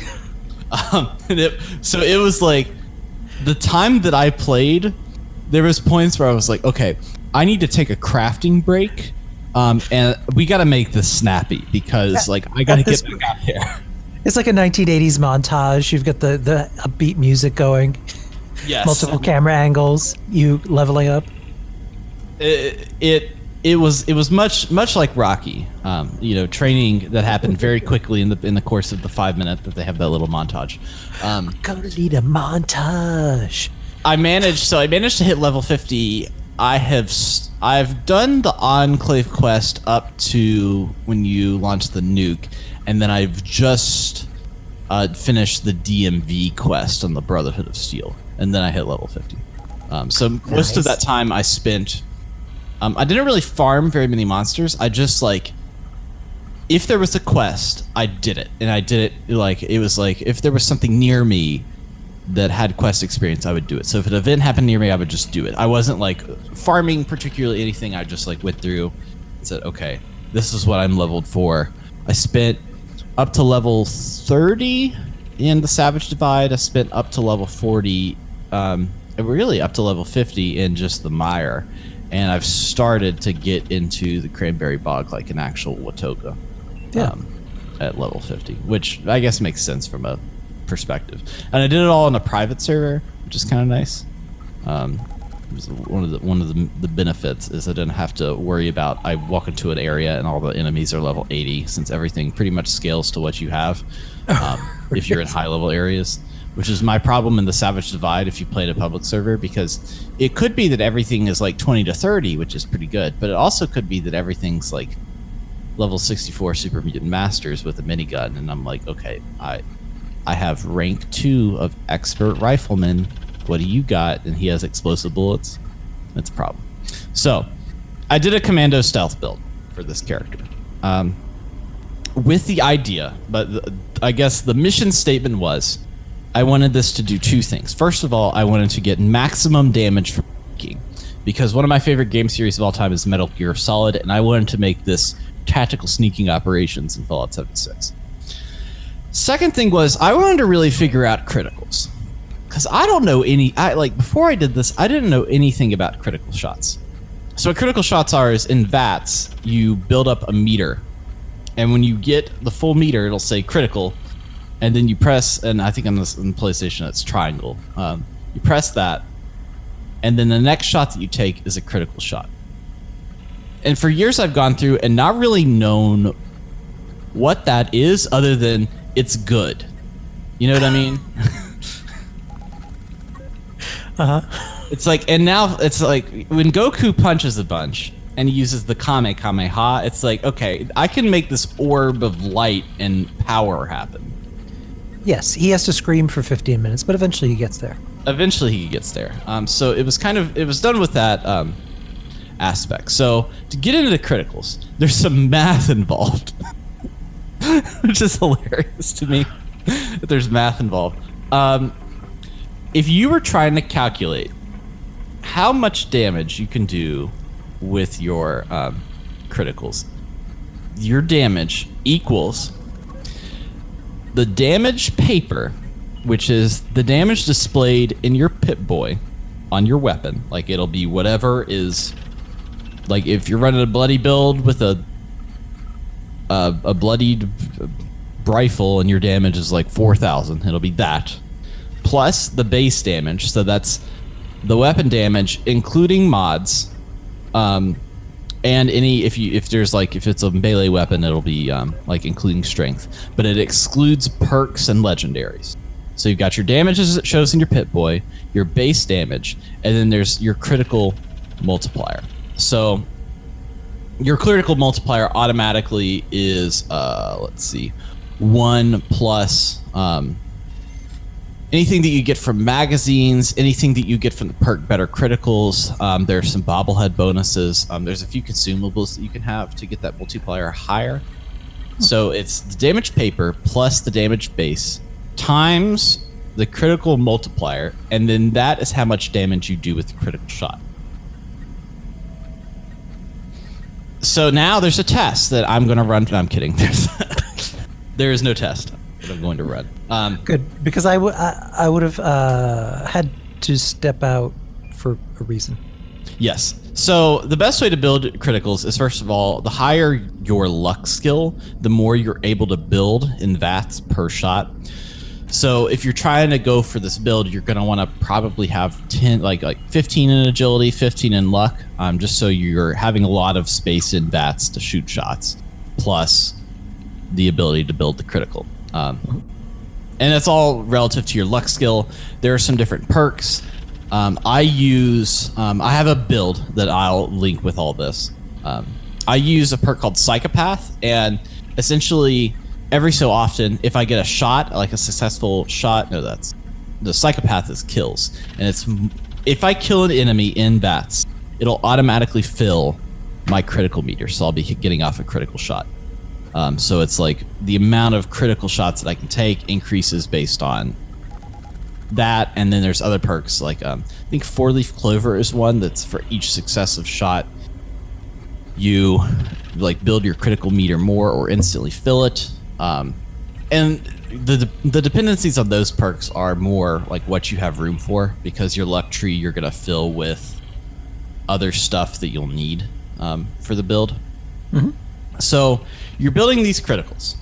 Then if you're doing it right, you're gonna have essentially the level 3, I think, perk for sneak. I think that's just what it's called, is sneak. In your agility tree. Plus, you're going to have the Mr. Sandman, which increases that exponentially, the amount of damage that you can do, particularly at night. It's only for at night. I think there's 2 levels of that.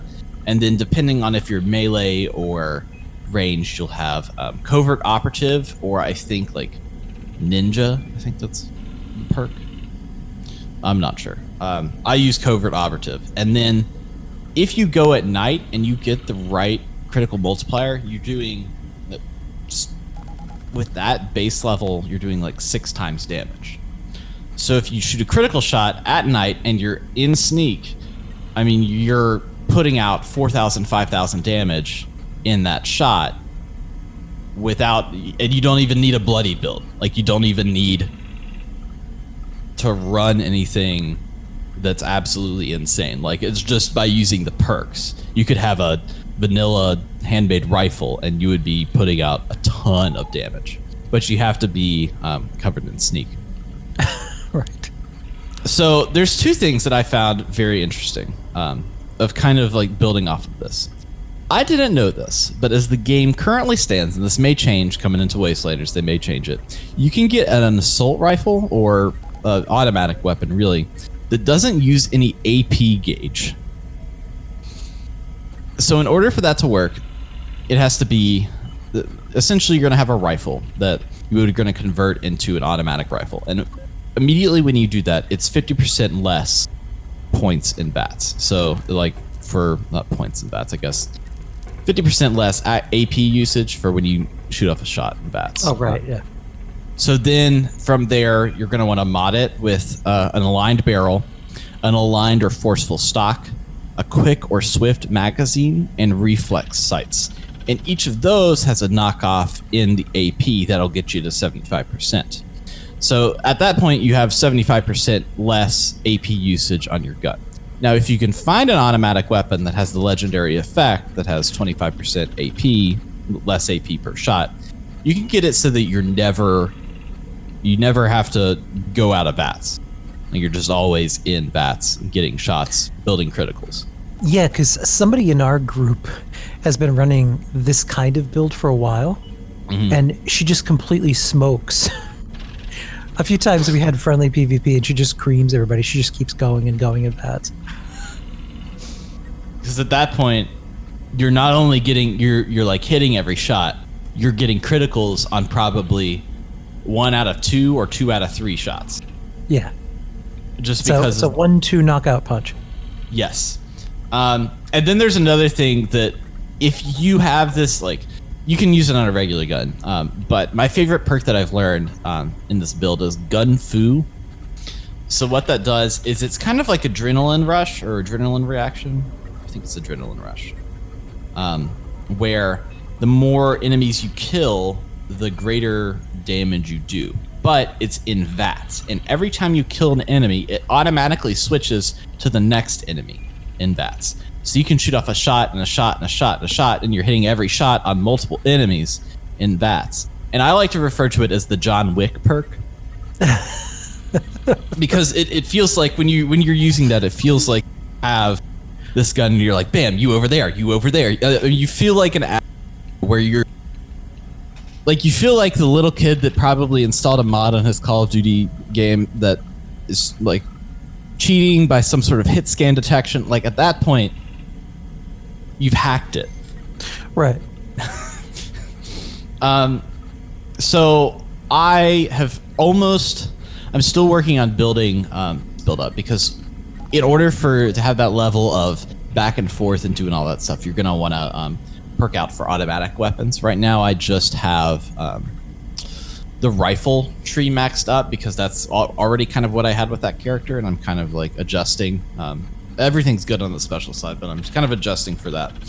But I did get a crazy kind of legendary drop. It's not like a like end all be all kind of like, I guess what they would call god roll. But I have this Tesla rifle that's instigating, that has the plus however much percentage in when you get a critical shot. So the, like, when you clear out, like, there's plenty of farming grounds like White Spring Golf Club, West Tech, the gutter, no, not the gutter, whatever's the underhinge of Harper's Ferry. If you use that Tesla rifle and you sneak up and you pop off maybe like 1 shot, you're gonna clear the entire area because it's instigating. You get the multipliers from all of your stealth, plus you're able to put as many shots as you want out there, and you're building a critical at the same time. it became very clear to me. I was like, okay, I've reached a level now that I may like this play style more than my others. It's interesting because this game, unlike previous games,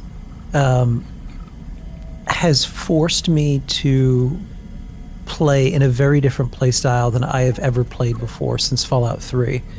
Like normally, and power armor in this game is kind of useless. Previously, like if you grabbed power armor and found yourself a fat man, you were having a great time in the capital Wasteland, or Boston or New Vegas. This game builds specifically became really important, so I had to change my entire style around. My first character I did as an explosive power armor character, and it's completely useless. It's garbage. So replaying as a bloody melee, I had never played melee before with the game. And now for this new build coming with Wastelanders, I want to try something new and different. I haven't decided on what yet. I think I'm gonna stick with this at least for a while. It sounds fun. It's so different. Just, I mean, so my other builds are a shotgunner build. Was the original intent. Rip to all my shotgun wielders, because we sadly died a year ago. I think maybe to the day. We died, and then I did heavy weapons, and I mean that's pretty good. If you can get a good Gatling gun and you're perked out, I mean you really can grind into a scorch beast, which we've talked about before. But playing it as a game that you sneak through, where you're looking at, okay, I'm gonna be able to only get off maybe like 3 shots in this sneak level, just for the amount of people. It's like, okay, who do I need to hit to chain not only like which enemies are looking at you, but if you're using the Tesla rifle, it's like, okay, who do I hit so that I can get the most per shot? It's just very, it's almost become like a different game, just approaching it from that way. Yeah. So that's kind of my, I have the build, of course, that I've kind of chosen, which you can riff off of. All of the builds that we discuss pretty much in every episode we have in the show links. I have the build ready for that. You can look at, I think it's like, the biggest things are like, you have to have 15 perception, 15 agility, 15 luck. You're gonna, you can, I guess, work in a bloody build to it and really pull off, like it has room to be able to utilize nerd rage and get adrenal, but I mean, you're gonna be not even a glass cannon, you're gonna just be like a tumbleweed cannon, like like you will break at any point. The rain will kill you. So that's what I have for my build this week. That was excellent. Well, now it has the time has come for us to pull the soapbox out of the corner, dust it off, decontaminate it to make sure that Tom's germs are not on it. And if you guys don't know, the Abraxo box, every episode we're gonna pull a random rant out of the depths of Reddit and the internet against Fallout 76 or a Fallout game in general, and Dave is going to read it in his best The Dave voice. The Dave voice. And now it's time for the Random Rant, sponsored by Abraxo. When it comes to tough stains such as blood, bodily fluids, or sweet and sour sauce, nothing gets out those stains like Abraxo. Now with 3 times the suds and industrial chemical compounds. So Ken, I want to invite you that instead of I be on the soapbox, there should be another. We should all be, the soapbox is really in the heart of us all. So I'm going to now invite you to the soapbox to sing the song of the aristocracy. I don't know if I'm ready, Dave. I think if there's anything today, Ken, you can sit down with Pete Hines and say fuck, and you can get on this soapbox and say get good. Let's get to it. I'm going to, all right, I'm going to put these 2 little boxes on either side of it, kind of like training wheels, and I'm going to climb up here and... Oh, I can see how you like it from up here. I can see the whole vault from up here. I'm just like a slightly taller. I'm at like Conan O'Brien height. I'm going to read from a selection of the works of Reddit.com. I titled it, The Aristocracy Says Get Good. I see so many posts about stuff like, how do I level up quickly? Or, the grind is killing me. Or, I'm level 35 and my camp is bombarded by vicious level 68 enemies. If you're at a low level, stay in the safe regions. Grind, like the rest of us, to gain levels until you can move on to a higher level region. Don't try to fast track, then build a base in the cranberry bog and complain that your base keeps getting destroyed. No. Bethesda catered to low-level characters a few patches ago, and now some regions are unplayable for higher-level players that have already put in the time and effort. The game is meant to be difficult, and for you to progress in a normal manner without rushing. If you rush through, you miss the lore of the lesser areas, some pretty cool spots, and rare gear you can only get at lower levels. Stop whining that Bethesda needs to make it easier, blah blah blah. The game is meant to be a grind. Do you think if you lived in a nuclear fallout area, it would be easy for you? ? And don't get me started on complaints about legendaries, and that you should be able to craft legendaries or mod weapons to have the legendaries perks you want. That would completely break the game. Everyone would have god roll items, and the game would get boring and die very quickly. Yes, there are dupers out there that have duped good god roll legendaries that Bethesda is slowly getting better at fixing this. There are a couple current dupes, but they are so difficult and time-consuming, very few actually do it anymore. Also, dupers are not, all capitals, the reason servers crash all the time, period.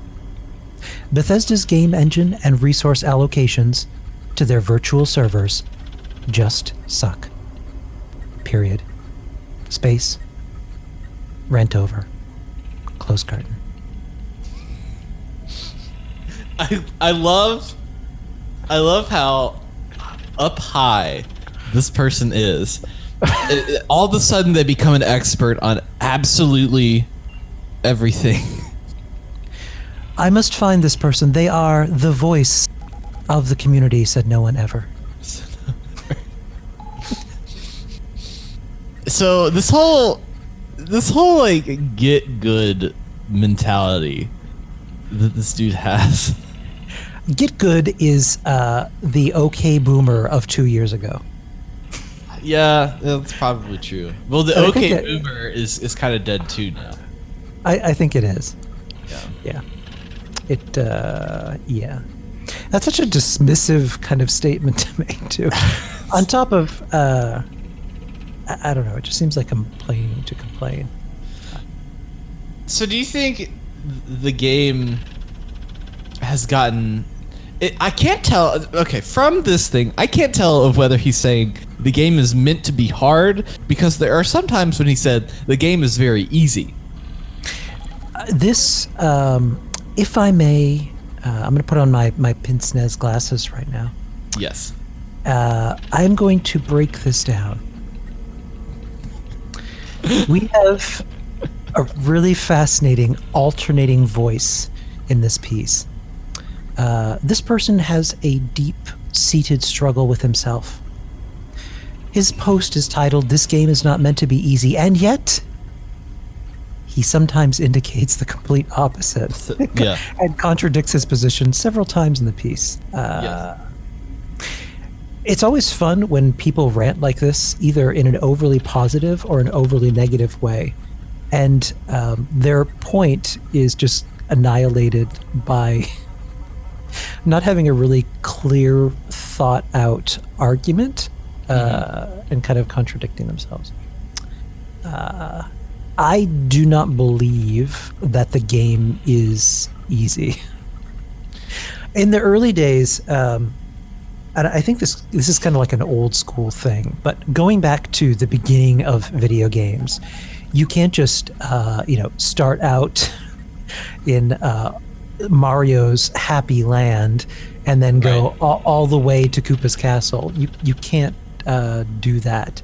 There's a journey and a progression to get there, but we're dealing with an open world concept, and this isn't a single player experience. So if your friends are scattered all over the map, and this is more of a social game than it is a standard role-play online MMO, I think having things balanced appropriately based on your level so you can actually play with friends probably makes sense. Even though, for me, I think in an old school way, I like being able to be stuck in certain areas. An example of that would be when I played, I think it was 3 weeks into the game when it launched, when I finally took my best pipe pistol and pulled up my underwear really high and trudged to the White Spring. Yes. Yeah. And immediately thought, oh, wow, there's like a golf course. I could probably find some junk in there. I walked in and I was turned into a smear of very overly cooked corned beef, just kind of splattered right on the pavement. I was decimated in seconds. But I never forgot that experience. It's interesting. I don't know if new players will have that same thing.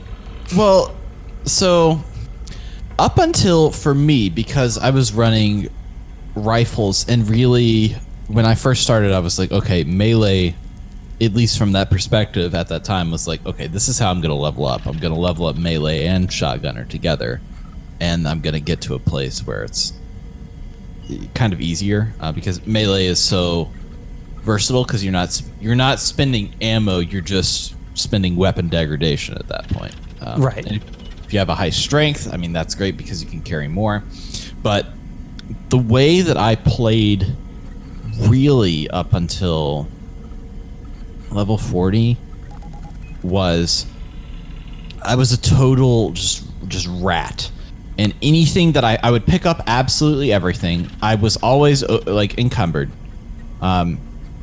And I used any gun that I could possibly get my hands on. And I mean, I seriously played that way up until probably level 30. And then at level 30, I was like, okay, I'm going to stick to the rifles that I have. I mean, I was using shotguns. I was using whatever, just so that I could put some damage on some things. Because, I mean, really, you don't have the crafting perks if you're trying to go through all that stuff. It's like, okay, you got to use what you got. And then even at level 30, trying to roll with the rifles, I had full sneak skill on, but if I came out of that state and I was in, let's say, the White Spring, or the White Spring Golf Club, I mean, I was just toast. Right. There was just no question. I too was a smear once upon a time.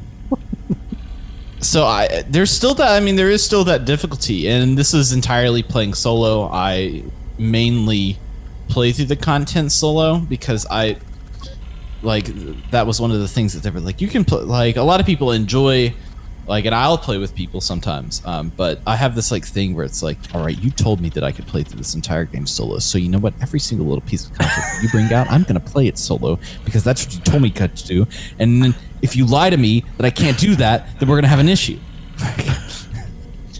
It really. Wow, you just did a whole thing there. That was 95% of the Fallout fan base right there. It's the secondary rant. But so far, that's I mean, kept up. Other than the Vault raid, I mean, I finally was able to solo a Scorch Beast with my heavy weapon. So I was like, okay, I can do that, because that was the last little ticker. But the rest of the the Vault raid and the different stuff, I feel very proud about that. I'm just here to brag about myself at this point. That's why I'm so good Me and this guy are gonna be friends. Dave just shoved me off the box. He's now standing on it. I am. Why are you wearing a cape? You're wearing a cape. Where did you even get that? This is a nuclear winter, Ken. Welcome to it.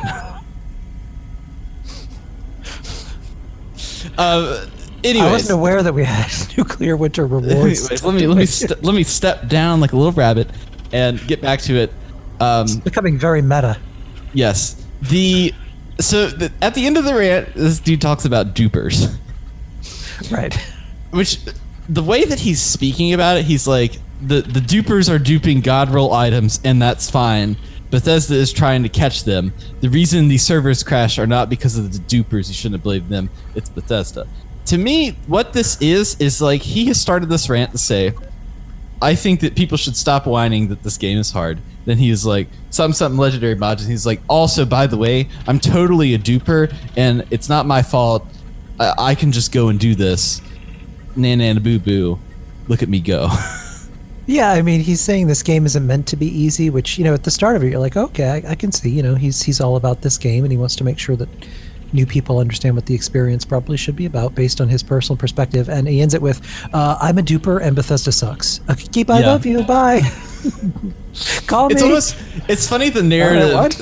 It's there's like a meta narrative. There is. Like in Fallout 4, you had the synths. And it was like, oh, who's the synth? Are you a synth? You're totally a synth. I can't believe you. And this one, it's like, who's a duper? It's like when you see somebody come in and kill you, the immediate thing you think, this is probably one of those dupers coming over here, duping their weapons. Look at them, these dupers. And it's like, who's a duper? How'd you get that weapon? Are you a duper? And they're like, I'm not a duper. I just got this in a good roll. It's like, yeah, he's totally a duper. They've become the synths of Fallout 76. They do, yeah. And everyone's, a lot of times that's to preserve the ego. Yeah. Like that person killed me because they hacked. No, you just don't know anything about PvP. It's, or you missed grinding some events. So you missed a Fosnocked mask or like a rare plan or something. And all of a sudden, oh, you must have got that from duping. I have a pirate outfit I got from the Mayhem, I think, and somebody once over the mic called me a duper because I had the pirate outfit, and I was like, no, dude, I'm just a pirate.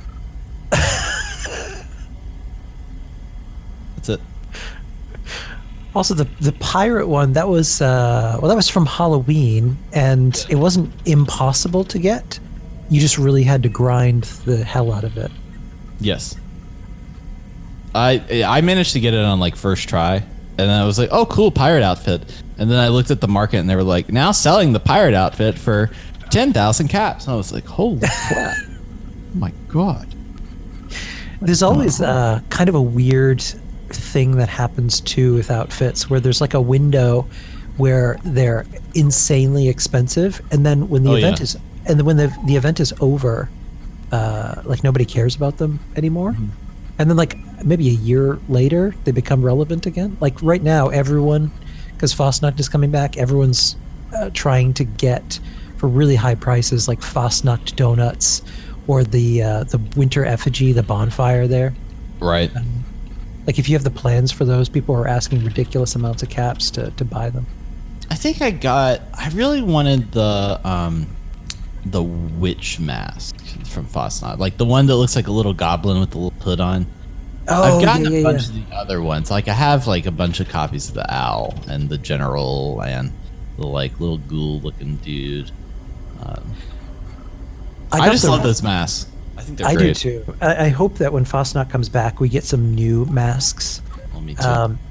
I remember there was a documentary that I saw about the making of Fallout 76, and one of the things that they were talking that it was Nate Perkypile talking about how proud he was of designing all of those different masks, which I thought was kind of a neat thing. That out of everything that he created, he enjoyed he was talking specifically about how much he liked making these different kind of masks. It reminds me of that. There's a FX show Atlanta, and the lead character is played by Donald Glover, and he goes to a German heritage festival where it's like if you don't know anything about like weird European heritage, and everybody's like walking around in strange outfits and playing these like old-timey German games, like you would just think that we're all insane. And I imagine that's what people think about Fosnot. Could you imagine like if your car breaks down? You're just like stumble on Fosnot. You're like, well, I'm dead because I'm in the horror movie now, and you think you stumbled into the Wicker Man? Yep. I'm dead. Also, a lot of people have been talking about online, and I don't think people know this. Everyone's complaining about, well, why is Fosnacht being held in May? In the original Fosnacht event, and even if you go to Helvetia and you poke around, you'll find out that the bots themselves responsible for the event are short-circuiting, and they can put on and create the event whenever they want to. So there's kind of there's a clever loophole in there from a storytelling perspective about why, we're conducting this festival to scare away winter in May. It's been one of my favorite events, but my favorite event has been the Meat Week Festival, because not only is it like multiple events they're doing these, that everybody can kind of participate in. You get to the end, and then people are like, okay, all right, just please bang on that drum. Hey, dude, bang on that drum. Just bang on the freaking drum. Just do it. Why aren't you doing it? Because there are 5 people standing AFK just trying to collect the reward. Yep. I've never seen people so mad about not participating in a barbecue. Yeah. Anywho. See, it's like there's like 3 separate rants off of this rant. This guy is like, it's like there's like subliminal things here that has us up, particularly me. I think he has a lot to unpack here. Probably so. Yeah. Well, I think that's it. All that we have. At some point, we've got to go retrieve Tom. I think his coffee is cold by now, but... Well, it didn't taste good anyways, but maybe it had some like strange medicinal properties from the old lady that you bought it from. I paid good money for this coffee, Dave. Okay, well, what did you pay? Like $2.50? We're talking Disney World prices where you're paying like $8 for a little cup of coffee, and you don't even get it cream or any because they don't have it anywhere. See, look, this he's in my headspace. It was $12 a cup, and she made me buy this goat that came with it. He's in the car. Ken, I hate to break it to you, but you got bamboozled. Actually, you know what? I don't even think she had a storefront. She just had her window open, and you know what? I think I'm going back there right now. That sounds good. I'll go check on Mr. Robots and see if the robot is taking care of the Mr. Robots.